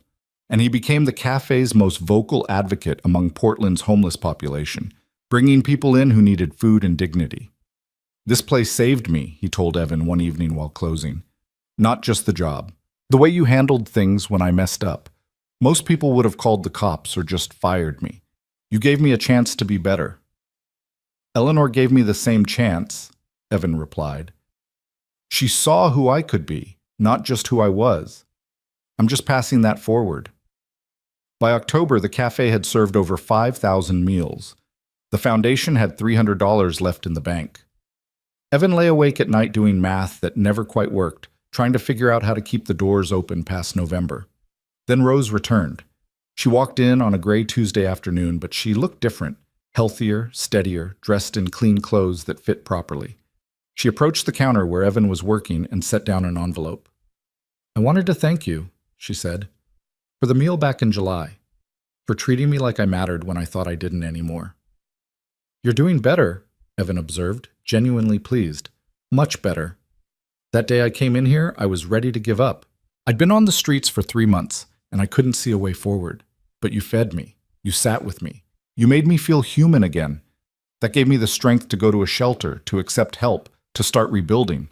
She pushed the envelope across the counter. "I got a job. Nothing fancy, but it's steady. I'm renting a room. I'm okay now. And I wanted to pay you back. Not for the meal, but for the hope." Evan opened the envelope. Inside was a check for $500. "Rose, this is too much." "It's exactly enough," she interrupted firmly. "I told you I'd pay for the next person. Consider this payment for a lot of next persons." He accepted the check because refusing would have diminished her gift, her agency, her ability to give back. "Thank you," he said simply. "Thank Eleanor," Rose replied. "She started this. You're just keeping it going." But Rose wasn't the only one. Over the following weeks, others returned. People who'd eaten at the cafe when they had nothing, who'd since found stability, who wanted to contribute. $20 here, 50 there, occasionally hundreds. Not everyone could give, but those who could did so with the fierce pride of people repaying debts of dignity. Danny noticed the pattern. "Dad," he said one evening, "the people you helped are helping back." "Yeah, buddy, they are." Is that what Eleanor wanted? For kindness to go in a circle? Evan considered his son's question. Eleanor had wanted to know if she mattered, if people would see her, but maybe she'd also understood something deeper, that kindness created connection, and connection created community, and community sustained itself through mutual care. "I think so," Evan said. "I think she wanted to prove that when you treat people with dignity, they remember, and when they can, they pass it forward." The foundation's bank account stabilized. Not flush, but sustainable. The cafe found its rhythm. Some guests paying full price, some paying partial, some paying nothing, some returning months later to pay back meals they'd received when desperate. The math didn't always work on a daily basis, but over time it balanced. Eleanor's place became woven into the neighborhood's fabric. The staff expanded to 10, then 12. Every person hired was someone other employers had rejected, someone who needed not just a job, but a chance to matter. Some worked out brilliantly. Some struggled and needed support. A few didn't make it, the weight of their challenges too heavy for employment alone to address. Evan learned to accept that he couldn't save everyone, but he could create a space where everyone was seen, where dignity was the baseline, where kindness was the operating principle. On a cold November evening, nearly a year after Eleanor's death, Evan sat in the corner booth after closing, Danny asleep with his head on the table, exhausted from helping all afternoon. The cafe was quiet, clean, ready for tomorrow. Through the windows, he could see Portland's streets, the same streets Eleanor had walked, documenting humanity's response to her invisible presence. He pulled out her letter, worn now from repeated readings, and traced the words with his finger. "You saved my life, Evan Carter. Not from death. That was always coming. But from dying without knowing that I'd mattered to someone as myself, not as my bank account. We're still here," he whispered to her memory. "Still feeding people. Still seeing them. Still trying to honor what you taught me." Danny stirred, lifting his head sleepily. "Who are you talking to, Dad?" "Just Eleanor, telling her we're doing okay." His son nodded as if this made perfect sense. "I think she knows. I think she's watching." Evan gathered his sleeping boy into his arms, carrying him out to the car. Behind them, Eleanor's place sat dark and quiet, waiting for tomorrow's hungry people, tomorrow's chances to see and be seen, tomorrow's opportunities to prove that kindness, simple, ordinary kindness, could change everything. Winter arrived with an intensity that caught Portland off guard, temperatures dropping below freezing for days at a time. The cafe became more than a place to eat. It became refuge, shelter, somewhere people could escape the brutal cold without being asked to leave.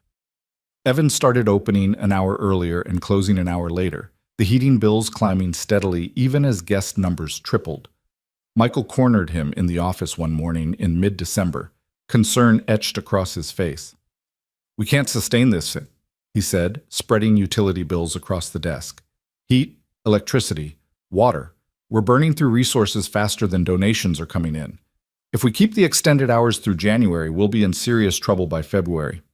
Evan stared at the numbers, feeling the familiar weight of impossible choices. Cut hours and turn away people who'd freeze on the streets? Or keep the doors open and risk the foundation going broke?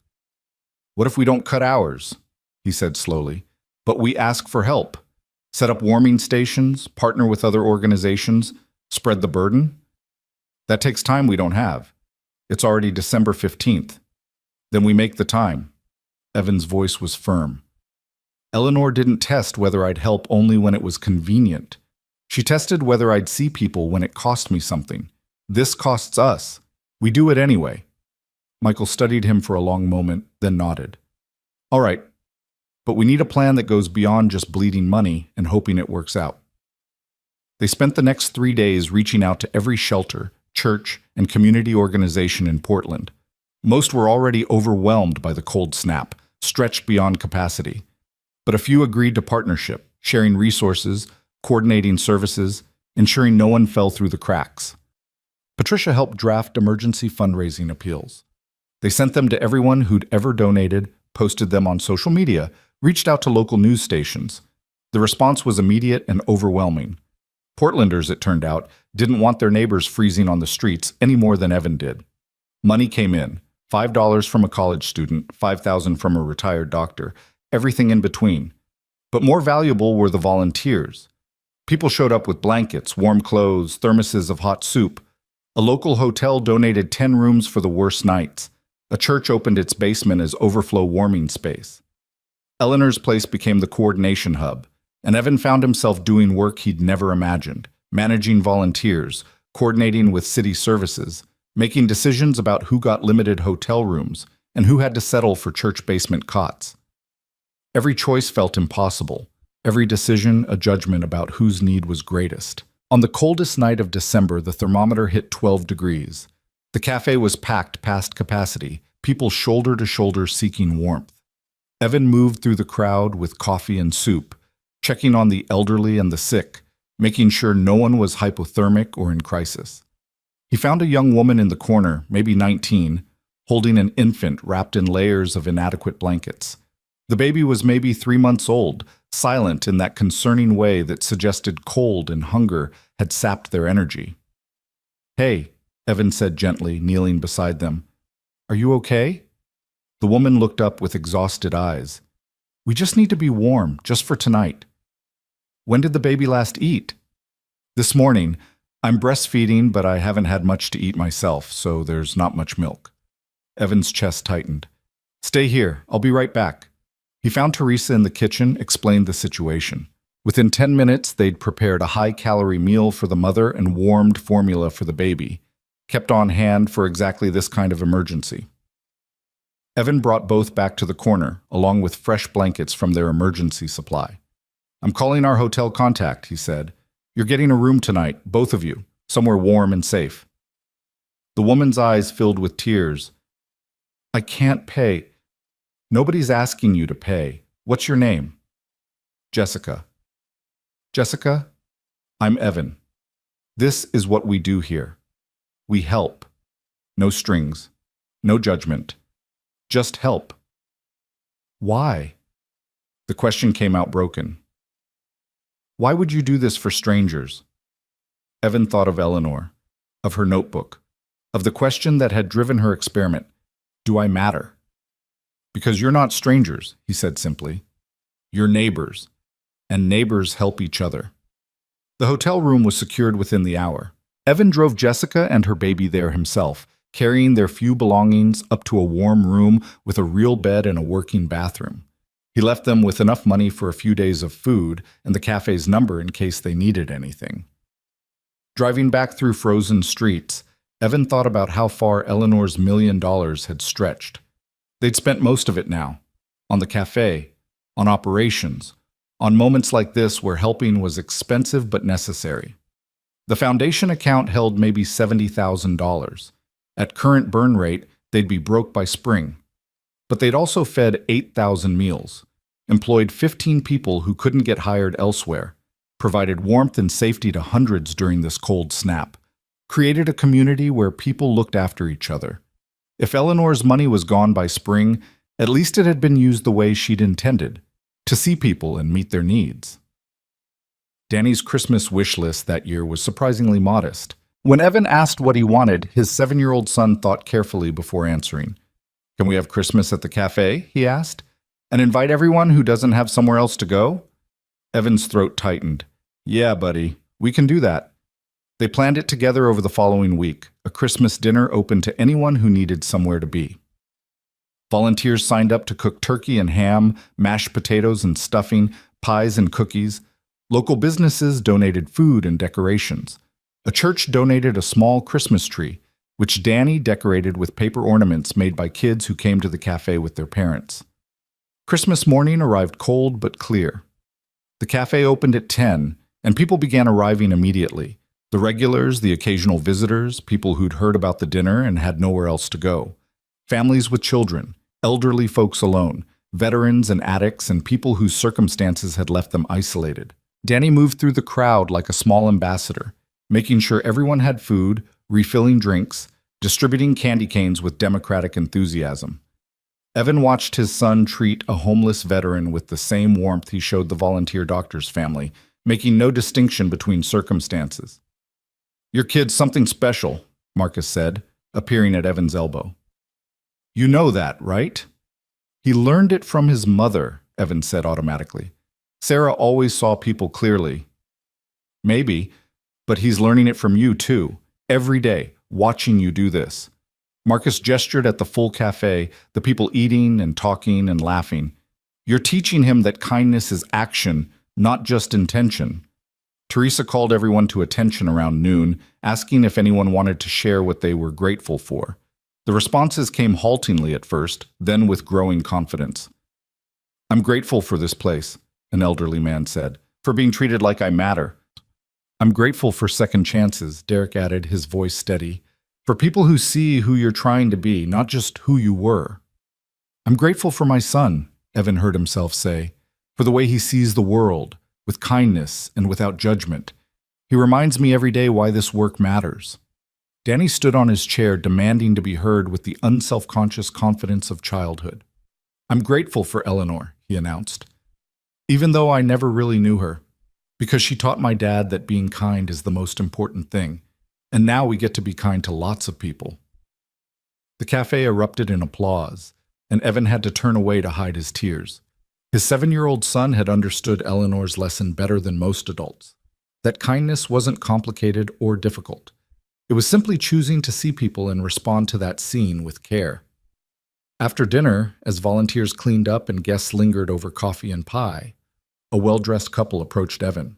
He didn't recognize them, assumed they were volunteers he hadn't met yet. "Mr. Carter," the man said, "I'm James Morrison, and this is my wife Linda. Could we speak with you privately for a moment?"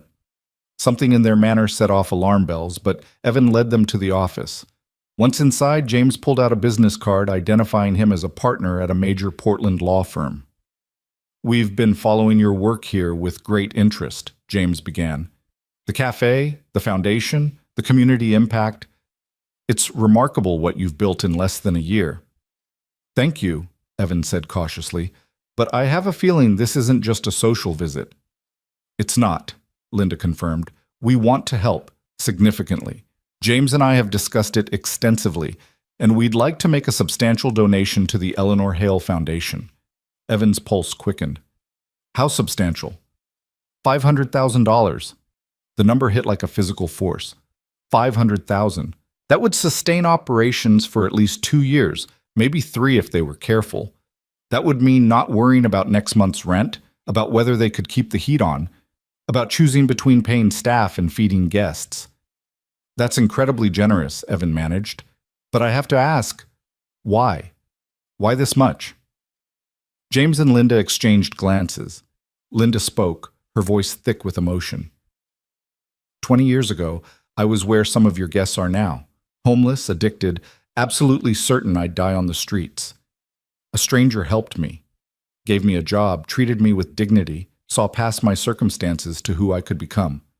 That stranger changed my life." She paused, collecting herself. "I got clean, went back to school, built a career, met James, created a life I never thought possible. But I've never forgotten what it felt like to be invisible, to have people look through me like I wasn't fully human. When I read about Eleanor's experiment, about what you're doing here, I recognized it. This is the same kind of scene that saved my life." "We can afford this donation," James added. "And we can't think of anything that would honor Linda's journey better than ensuring this place continues." Evan felt overwhelmed by gratitude and responsibility in equal measure. "There would be conditions, I assume? Requirements about how the money is used?" "Just one," Linda said. "Keep doing exactly what you're doing. See people, feed them, treat them with dignity. Don't change the fundamental mission to chase growth or efficiency or any of the things donors usually demand. Stay true to Eleanor's vision." "I can do that," Evan said, voice rough. "That's all I've been trying to do from the beginning." The donation was formalized the week after Christmas. With the foundation's finances suddenly secure, Evan found himself able to think beyond immediate survival for the first time since opening. He hired 2 more staff members, both people he'd been feeding for months who were ready to work. He upgraded kitchen equipment that had been held together with hope and duct tape.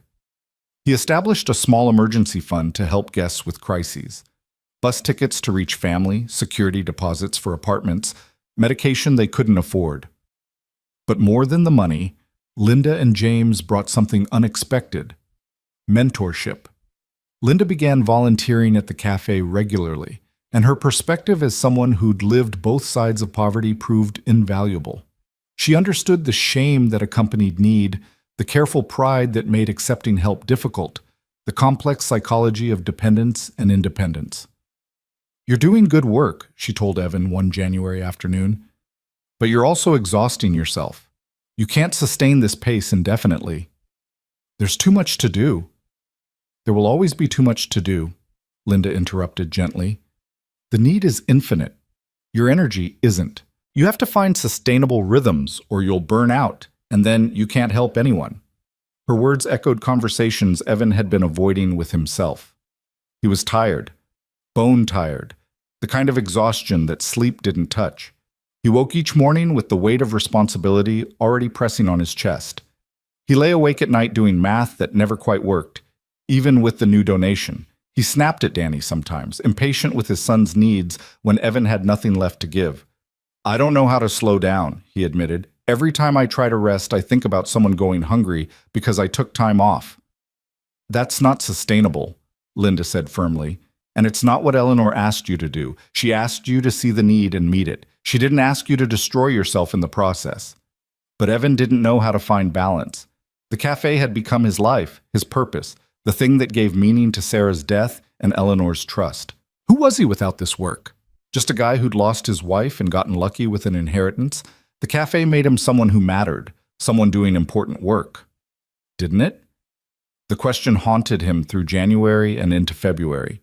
He found himself snapping at staff over small mistakes, micromanaging operations he'd previously trusted to others, staying late to redo work that was already perfectly adequate. Michael finally confronted him on a Tuesday evening after everyone else had gone home. "You're not okay," Michael said bluntly, "and it's starting to affect the cafe. Teresa's terrified of making mistakes. Derek thinks you're disappointed in him. The new hires are walking on eggshells. This isn't the environment you created. This isn't what Eleanor's place is supposed to be." Evan wanted to argue, to defend himself, but exhaustion made him honest. "I don't know how to do this without giving everything," he said. "Eleanor gave me everything she had. How can I give less?" "Eleanor gave you everything because she was dying and wanted to see if she'd mattered," Michael replied. "You're not dying, Evan. You're living, and you have a son who needs you present, not just physically here, but actually available. You have staff who need a leader, not a martyr. You have a community that needs this place to be sustainable, not brilliant for 6 months and then burned out." The words hit hard because they were true. Evan thought about Danny, about how many times recently he'd been too tired to read bedtime stories, too distracted to help with homework, too wrapped up in cafe problems to really listen when his son talked about school. "I don't know how to fix this," he admitted. "Start by taking a day off," Michael said. A real day. Not answering phone calls, not checking in, not thinking about the cafe. Spend it with Danny. Remember who you were before all this and who you want to be going forward. So Evan took a Saturday off, his first full day away from the cafe since opening. He and Danny spent it at the zoo, then got pizza, then watched movies on their couch until Danny fell asleep against his shoulder. It was ordinary, unremarkable, exactly what thousands of fathers and sons did every weekend. It was also exactly what Evan had been missing. Sunday morning, Danny woke him early with an unusual request. "Can we visit Eleanor's grave?" he asked. "I want to tell her about the cafe." They drove to the cemetery where Eleanor was buried, a modest plot she'd purchased before divesting herself of wealth. The headstone was simple: Eleanor Hale, 1945 to 2024. Beloved friend to those who saw her. Evan had chosen the epitaph himself, and seeing it carved in stone made Eleanor's death real in a way it hadn't been before. She was gone. She'd never know how her gift had multiplied, how her experiment had proven that some people would see her, how that small act of recognition had rippled outward into community and care. Danny placed flowers on the grave, daisies bought with his allowance money. "Hi, Eleanor," he said, speaking to the headstone with the unselfconscious directness of childhood. "I'm Danny. I drew dinosaurs with you once, but I don't think you remember because you were sick. I wanted to tell you that your cafe is really good. We fed almost 10,000 people, and my dad hired lots of people who needed jobs, and we're helping people be warm when it's cold." He paused, thinking. "Dad gets really tired sometimes. I think he's trying to make you proud. I think he's worried he's not doing it right, but I think you'd be proud anyway, because he's really nice to everyone, just like he was nice to you." Evan knelt beside his son, throat tight. "I hope we're doing this right," he said to Eleanor's memory. "I hope the cafe is what you wanted. I hope seeing all these people, feeding them, treating them with dignity, I hope that honors what you taught me." The cemetery was quiet except for wind in the trees. No answers came, because the dead don't speak. But Evan felt something settle in his chest, a peace he hadn't felt since the lawyers had walked into his life with their impossible news. "Dad?" Danny asked. "Do you think Eleanor knows about the cafe and everything?" "I don't know, buddy, but I hope so." "I think she knows," Danny said with certainty. "I think she's watching, and I think she's happy." They stayed a few more minutes, then headed home. On the drive back, Evan made a decision. He'd take every Sunday off from now on. One day a week to be just a father, just himself, just a person rather than a mission. The cafe would survive without him for 24 hours. His son needed him more. Monday morning brought unexpected visitors, a film crew from a national news program wanting to do a story about Eleanor's place. Evan's first instinct was to refuse. The cafe wasn't about publicity or recognition. It was about quiet dignity, small kindnesses, seeing people without making them spectacles. But Michael convinced him otherwise. "This isn't about you," he said. "It's about showing people that Eleanor's vision works, that pay what you can models can succeed, that treating people with dignity creates community. Other cities could replicate this. Other people could start their own Eleanor's places." The interview aired 3 weeks later, and the response was immediate and overwhelming. The cafe's donation page crashed from traffic.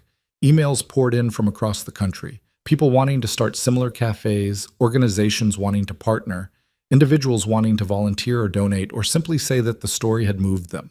Evan read every email, humbled by the response. Eleanor's experiment had been private, personal, conducted in the shadows of Portland's streets.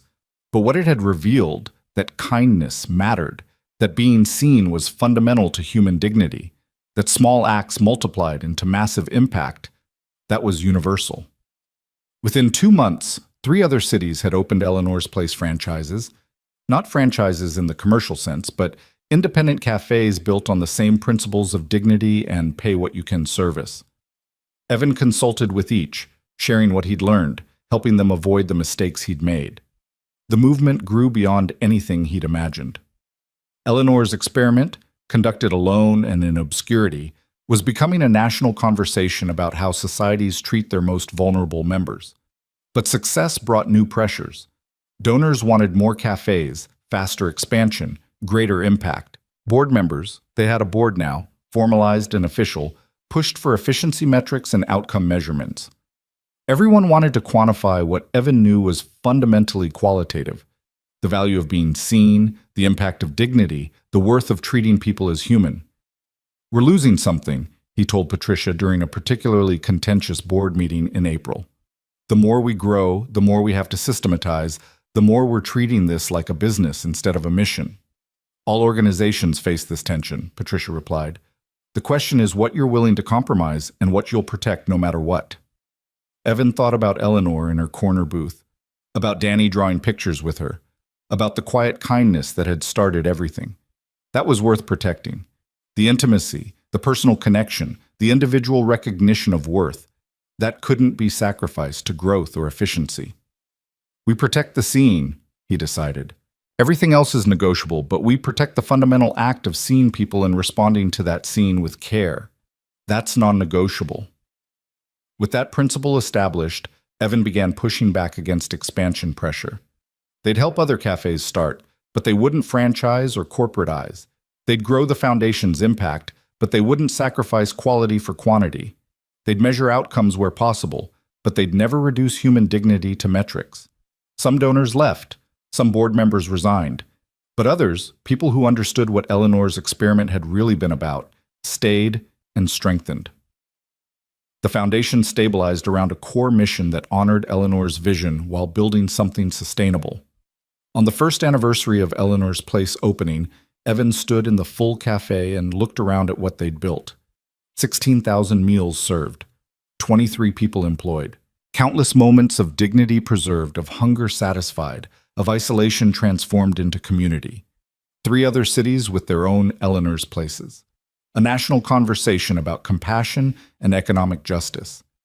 And in the corner booth where Eleanor had once sat invisible and dying, testing whether anyone would see her, Danny sat doing homework while occasionally helping bus tables, learning the same lesson his father had learned. That kindness was action, that dignity was a choice, that seeing people was the most important work anyone could do. Evan thought about Eleanor's final question, the one that had driven her to give away everything. Did she matter? Yes, he thought. You mattered then. You matter now. You'll matter as long as people remember that how we treat each other defines who we are, and that mattering, that fundamental recognition of human worth, was Eleanor's true legacy. The call came on a Tuesday morning in late May, 18 months after Eleanor's death. Evan was reviewing applications for a new kitchen manager when his phone rang with an unfamiliar number. Mr. Carter, this is Robert Harrison. We met when Eleanor's estate was settled. Evan's stomach dropped. Lawyers calling was rarely good news. I remember. Is there a problem? Not a problem, an opportunity. Could you come to our office this afternoon? There's something we need to discuss regarding Eleanor's estate. The lawyer's tone was carefully neutral, revealing nothing. Evan agreed to a 2 o'clock meeting, then spent the next 4 hours imagining worst-case scenarios. Had he violated some condition of the bequest? Was the foundation being sued? Had he somehow misused Eleanor's trust? Patricia met him at the law firm, her presence both reassuring and alarming. You asked her to come? Evan asked Harrison when they were shown into a conference room. I thought legal counsel would be appropriate for this discussion. 3 lawyers sat across from them. Harrison and 2 others Evan didn't recognize. Documents were spread across the polished table, official and intimidating. Mr. Carter, Harrison began, when Eleanor established her estate plan, she created multiple contingencies based on different possible outcomes. The bequest to you was one element. There were others, triggered by specific conditions. I don't understand. The younger lawyer, a woman with kind eyes, leaned forward. Eleanor established a trust separate from her initial bequest to you. This trust was designed to activate if certain criteria were met within 2 years of her death. Those criteria have now been met. Evan's confusion must have shown, because Harrison explained further. Eleanor wanted to see if her initial gift would be used as she'd hoped, to see people and meet needs with dignity. She established monitoring systems, ways to verify that her trust had been placed wisely. The trust document specified that if you successfully operated a charitable endeavor serving vulnerable populations for 18 months or longer, if you employed people others wouldn't hire, if you created sustainable community impact, then a secondary trust would activate. A secondary trust? Evan's voice came out strangled. The kind-eyed lawyer slid a document across the table.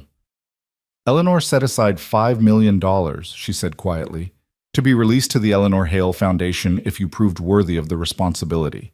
By every measure she established, you've exceeded her expectations. The room tilted. $5 million. Not the $1 million that had already transformed everything, but $5 million more. Enough to expand to a dozen cities, enough to feed hundreds of thousands of people, enough to change lives on a scale Evan couldn't begin to imagine. He struggled for words. Why didn't anyone mention this before? Because Eleanor forbade it, Harrison said. She didn't want the possibility of additional funds to influence how you use the initial bequest. She wanted to see what you'd do with $1 million and no promise of more. Your choices over the past 18 months proved you'd use resources exactly as she'd hoped, to see people and treat them with dignity. Patricia was reading the trust document, her expression stunned. This is legitimate, she confirmed. And there are very few restrictions. The money must be used for charitable purposes aligned with Eleanor's vision, but you have substantial discretion in implementation. Evan thought about the past 18 months, the struggles, the impossible choices, the nights lying awake doing math that never quite worked. He'd built something sustainable, yes, but always on the edge, always one major crisis away from collapse. $5 million would change that completely, but it would also change him, change the foundation, change what Eleanor's place meant. "I need time to think," he said. The lawyer seemed surprised. People didn't usually need time to think about receiving $5 million. "Of course," Harrison said. "The trust is yours whenever you're ready to claim it. There's no deadline, no urgency. Eleanor wanted you to have the freedom to choose how and when to expand her legacy." Evan left the law firm in a daze, Patricia beside him talking about possibilities and implications and legal requirements. He heard none of it. His mind was stuck on Eleanor's final test, because that's what this was, wasn't it? Another test, more subtle than the first. She'd tested whether he'd see her without money. Then she'd tested whether he'd use her money wisely. Now she was testing whether he'd handle success with the same integrity he'd shown in struggle. That evening, Evan sat Danny down after dinner and explained the situation in 8-year-old terms. "Eleanor left us more money," he said. "A lot more. Enough to help a lot more people." Danny considered this seriously. "That's good, right? More people getting help?" "Maybe. Or maybe it changes things in ways that aren't good. Makes the cafe too big, too complicated. Sometimes when things grow too fast, they lose what made them special." "What made our cafe special?" Evan thought about Eleanor in her corner booth, about coffee and toast given without ceremony, about dignity preserved in small kindnesses. "People feel seen here," he said finally. "They feel like they matter. I'm worried that if we get too big, we'll stop seeing individuals and start seeing numbers." Danny was quiet for a moment, then asked, "What would Mom say?" The question pierced Evan's heart. Sarah had been gone for 6 years, but Danny still invoked her wisdom in moments that mattered. "Your mom would say to remember why we started," Evan answered. "To help people, not to build an empire. To see needs and meet them, not to chase growth for growth's sake." "Then that's what you should do," Danny said with the simple clarity of childhood. "Use the money to help more people, but don't forget to see them." Over the following weeks, Evan wrestled with the decision. He consulted with his board, with Patricia, with the staff at Eleanor's place. He visited the other cafes that had started in different cities, seeing what worked and what struggled. He talked to guests, asking what the cafe meant to them and whether they'd want it to expand. The answers were mixed. Some people urged growth. Imagine the impact, they said. Imagine how many lives could be changed. Others counseled caution. Don't sacrifice quality for quantity, they warned. Don't lose the intimacy that makes this place work. Linda Morrison provided the perspective that finally clarified things. She found Evan in the cafe's office one June afternoon, staring at financial projections that showed a dozen different futures. "You're overthinking this," she said, settling into the chair across from his desk. $5 million demands careful thought." "It does, but you're treating this like Eleanor's testing you again, and I don't think that's what this is." Evan looked up, surprised. "What else would it be?" "Trust," Linda said simply. "Eleanor tested you with the first million because she didn't know you well enough to trust you fully, but she set up this second trust before she died, before she saw what you'd do. That means she already believed you'd handle it well. This isn't a test. It's a gift from someone who trusted you completely." The distinction mattered. A test implied the possibility of failure, of not measuring up. Trust implied confidence, belief in his judgment, and character. "So what do I do with it?" Evan asked. "What does your gut tell you?" He thought about the question seriously. What did he want? Not what should he do, or what would be most efficient, or what would help the most people. But what did he, Evan Carter, former cafe worker and single father, actually want? "I want to help more people," he said slowly, "but I don't want to run a national organization. I want to stay connected to the actual work, to the individual people we're serving. I want Danny to grow up seeing this work as normal, as just what people do for each other. And I want to make sure we're building something that lasts beyond me, beyond Eleanor, beyond any one person's vision." Linda smiled. Then do that. Use the money to strengthen what you've already built, to support other cafes without controlling them, to create a network of places where people are seen and fed with dignity. But stay rooted here, in this cafe, in this community. Let others do the expansion. You do the seeing. Her words crystallized something Evan had been circling without naming. He didn't need to be everything to everyone. He just needed to be faithful to what Eleanor had taught him, to see people and respond to that seeing with care. The plan came together over the summer. The $5 million would be divided strategically, $2 million to endow Eleanor's Place Portland, ensuring its permanent sustainability, $1 million to create a support fund for other Eleanor's Places, providing grants and technical assistance without demanding control, $1 million to establish a training program, teaching the principles of dignity-centered service to organizations across the country. The final $1 million would be held in reserve for emergencies and opportunities they couldn't yet anticipate. Evan would remain executive director of the Portland Cafe and the foundation, but they'd hire professional staff to handle the network coordination and training programs. He'd stay focused on what he did best: seeing individuals, building community, showing up with coffee and toast, and the message that people mattered. The board approved the plan unanimously. Patricia handled the legal paperwork. By September, the structures were in place. But before making any public announcement, Evan did something that felt necessary. He took Danny to Eleanor's grave on a cool autumn morning, carrying flowers and a letter he'd written explaining what they were doing with her trust.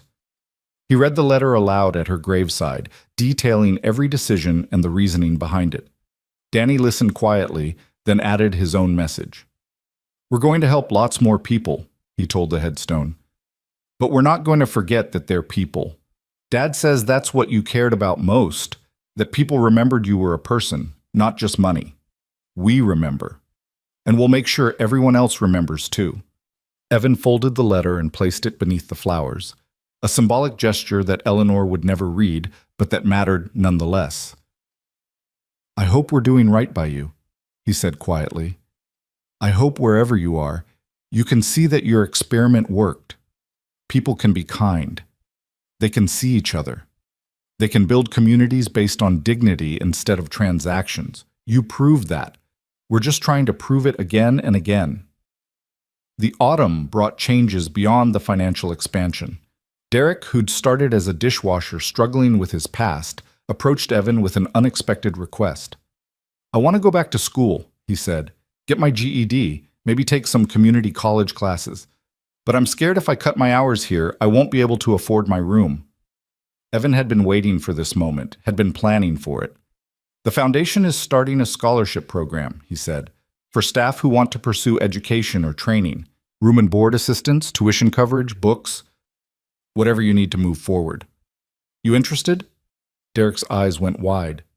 "You're serious?" "Completely. You've proven yourself here. You've become someone our guests trust, someone other staff look up to. But you're also young, Derek. You've got your whole life ahead of you. If education is part of that life, we want to support it." "Why would you do that?" "Because Eleanor taught me that investing in people is never wasted," Evan said. "You invested in yourself by showing up here every day, by doing the work, by being honest when you made mistakes. Now we're investing in you so you can go further." Derek enrolled in GED classes that fall while maintaining reduced hours at the cafe. 2 other staff members joined the scholarship program: Teresa pursuing culinary certification and Michael working toward an accounting degree he'd abandoned years ago. The scholarship program became one of Eleanor's Place's most powerful features. It demonstrated that the cafe wasn't just feeding people temporarily, but investing in their long-term flourishing. Guests saw staff members studying during breaks, pursuing education, building futures. It made possibility visible in ways that charity alone never could. Jessica, the young mother Evan had helped during the winter cold snap, returned to the cafe in October.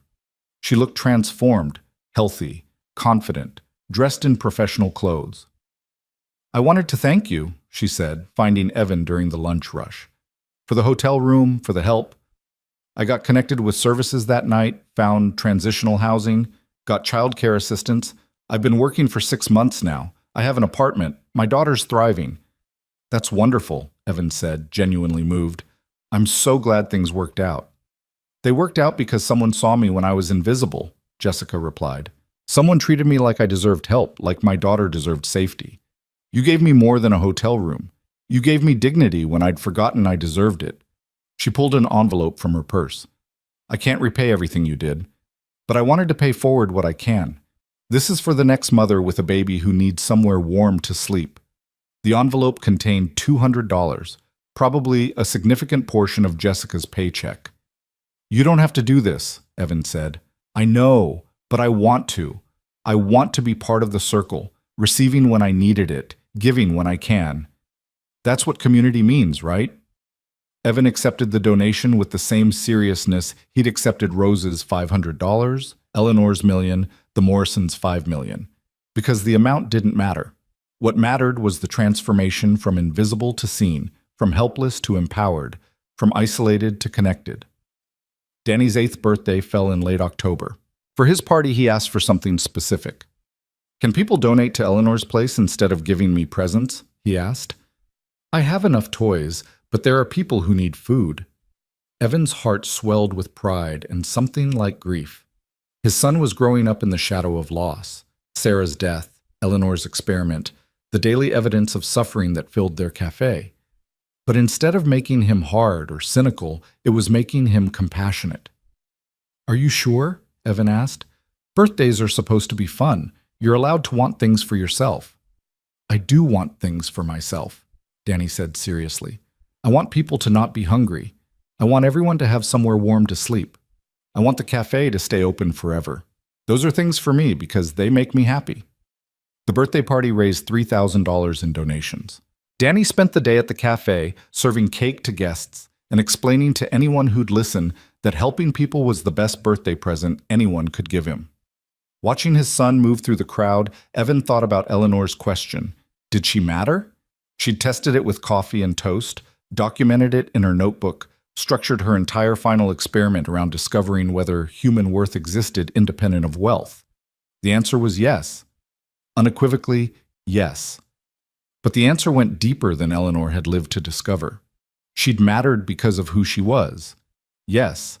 But she also mattered because of what she'd set in motion. This cafe, this community, this network of places where people were seen and fed and treated as fully human. Her mattering had multiplied.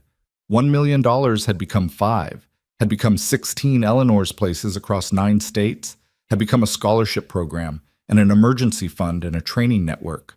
But more than the money or the programs, Eleanor's mattering had become a philosophy, a way of seeing the world that spread person by person, interaction by interaction. The winter holiday season brought an unexpected development. A major foundation reached out, interested in partnering with Eleanor's Place to expand the model nationally. They offered $10 million over 5 years, with the goal of establishing Eleanor's Places in 50 cities. The board was thrilled. Patricia was cautiously optimistic, but Evan felt something in his gut that was closer to dread than excitement. He requested a meeting with the foundation's representatives, wanting to understand their vision before committing to anything. We see tremendous potential in your model, the program officer explained. Pay what you can dining combined with dignity-centered service addresses both immediate hunger and systemic dignity deficits. We'd like to scale this significantly. Scale how? Evan asked. Evan Chassis. Standardization, franchising, quality metrics, outcome measurement. We develop a comprehensive manual for cafe operations, train managers centrally, ensure consistent service delivery across all locations. Think of it like a nonprofit franchise. Same quality everywhere, same impact, same brand recognition. Everything about the proposal made Evan's skin crawl. Standardization, franchising, brand recognition.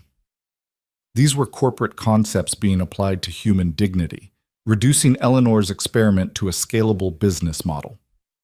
Can I be honest with you? He said carefully. What you're describing sounds efficient, but it also sounds like exactly what Eleanor was testing against. She wanted to know if people would see her as an individual, as a unique human being. Standardization is the opposite of that. It's treating people as categories rather than individuals. The program officer looked confused. But standardization ensures quality.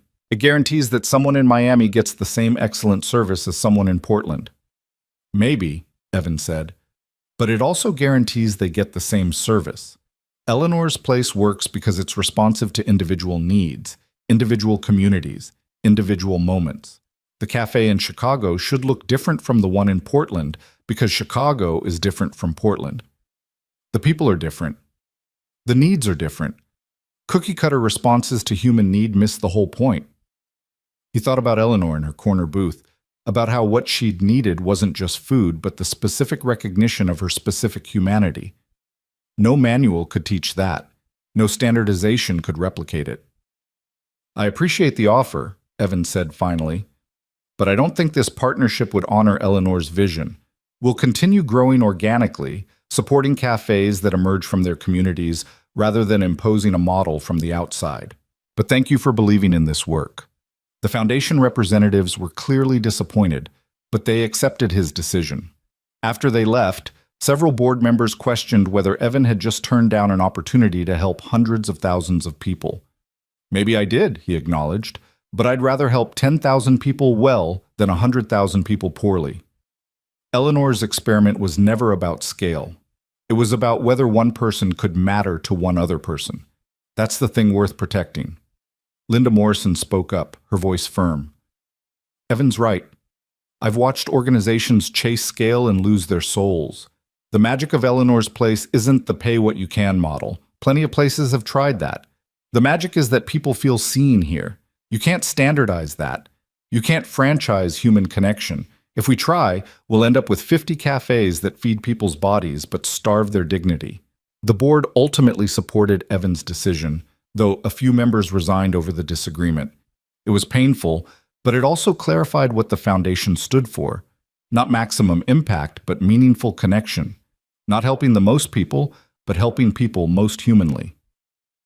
As winter deepened and they approached the 2-year anniversary of Eleanor's death, Evan found himself reflecting on everything that had changed.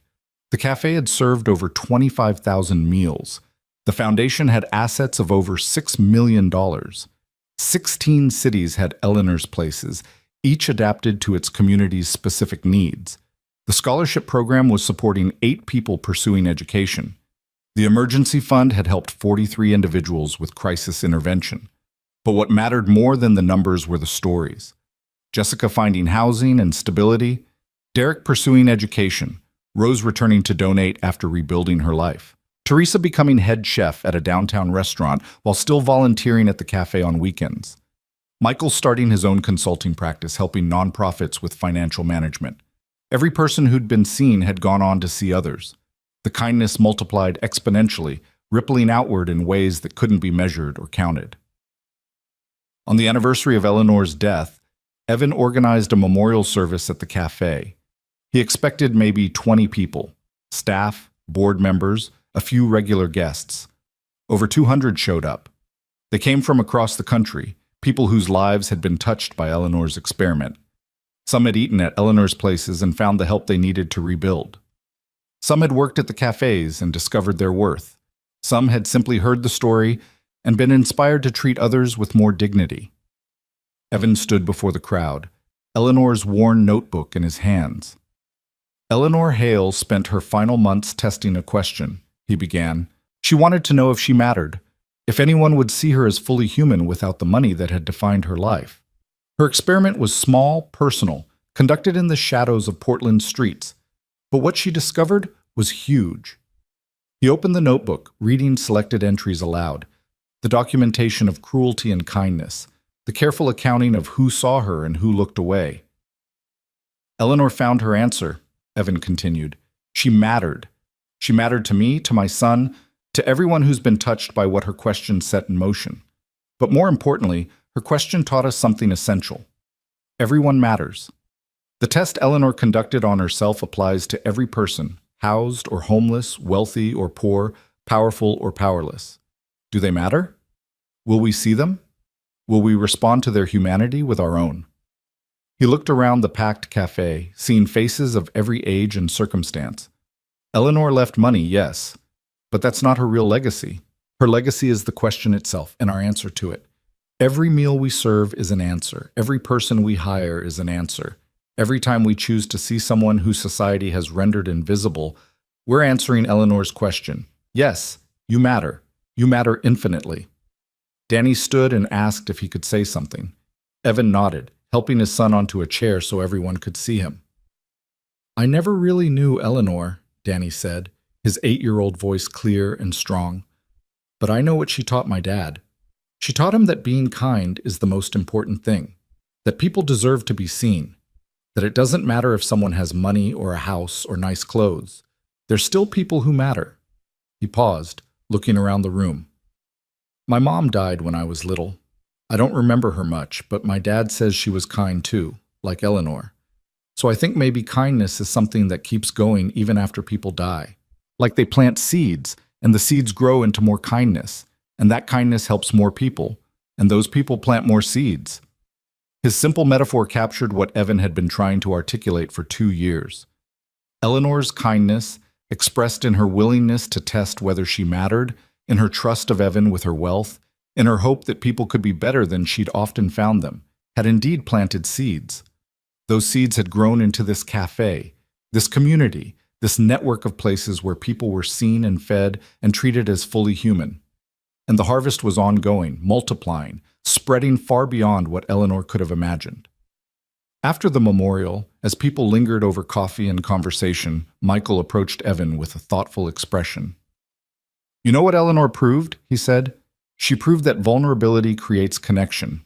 She made herself completely vulnerable, stripped of wealth, status, protection, and in that vulnerability she found you, found us, found this whole community of people who believe that human dignity matters more than economic status. She also proved that wealth isn't what makes people matter, Teresa added, joining the conversation.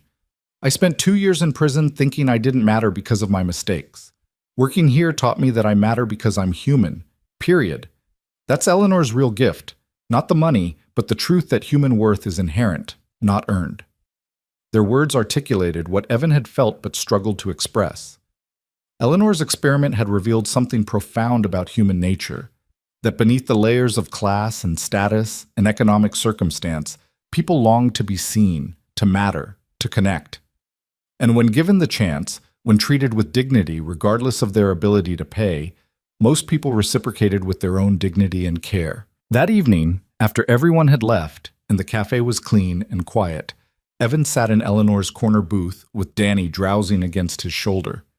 Through the windows, he could see Portland's streets, the same streets Eleanor had walked, testing her question, documenting humanity's response to her invisible presence. She'd found her answer, and in finding it, she'd given Evan his purpose, his community, his way of transforming grief into meaning. He thought about Sarah, about how her death had shattered him, left him raising Danny alone and barely surviving. He thought about Eleanor, dying and desperate to know if she'd mattered. He thought about the impossible intersection of those two lives with his own, how loss and kindness had collided to create something larger than any individual story. Dad, Danny mumbled, half asleep, do you think we did good? Do you think Eleanor would be happy? Evan looked around the cafe, at the tables where thousands had eaten, at the kitchen where staff who'd been dismissed elsewhere had found purpose, at the corner booth where an old woman had sat invisible until someone finally saw her. Yeah, buddy, he said softly. I think she'd be very happy. I think she'd say we passed her test. We saw people. We treated them with dignity. We proved that kindness matters, that human connection is real, that everyone deserves to be seen. Danny nodded, satisfied, and drifted back towards sleep. Evan stayed a while longer, holding his son, thinking about Eleanor's notebook and all the entries she'd written, all the moments of kindness and cruelty she'd documented. He thought about adding his own entry, his own documentation of what the past 2 years had taught him. But he didn't need to write it down. The cafe itself was the documentation, physical evidence that Eleanor's question had been answered, that her experiment had succeeded, that the simple act of seeing people and treating them with dignity could change everything. Outside, Portland's winter rain began to fall, washing the streets clean.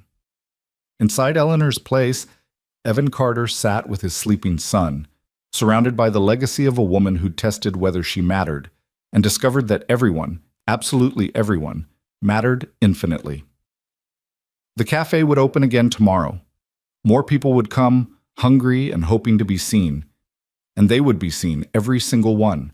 Because Eleanor Hale had once asked a question, and Evan Carter had answered it with coffee and toast, and the unwavering belief that human dignity was sacred. That was Eleanor's legacy. That was the gift that kept multiplying. That was the answer that would echo far beyond Portland, far beyond their lifetimes, proving again and again that small acts of kindness, witnessed and returned, could transform the world one person at a time. And in the quiet of that winter evening, with rain falling and his son sleeping in the cafe waiting for tomorrow's hungry people, Evan knew with absolute certainty that Eleanor Hale had mattered, would always matter, because she'd taught him to see. And seeing, he'd learned, was everything.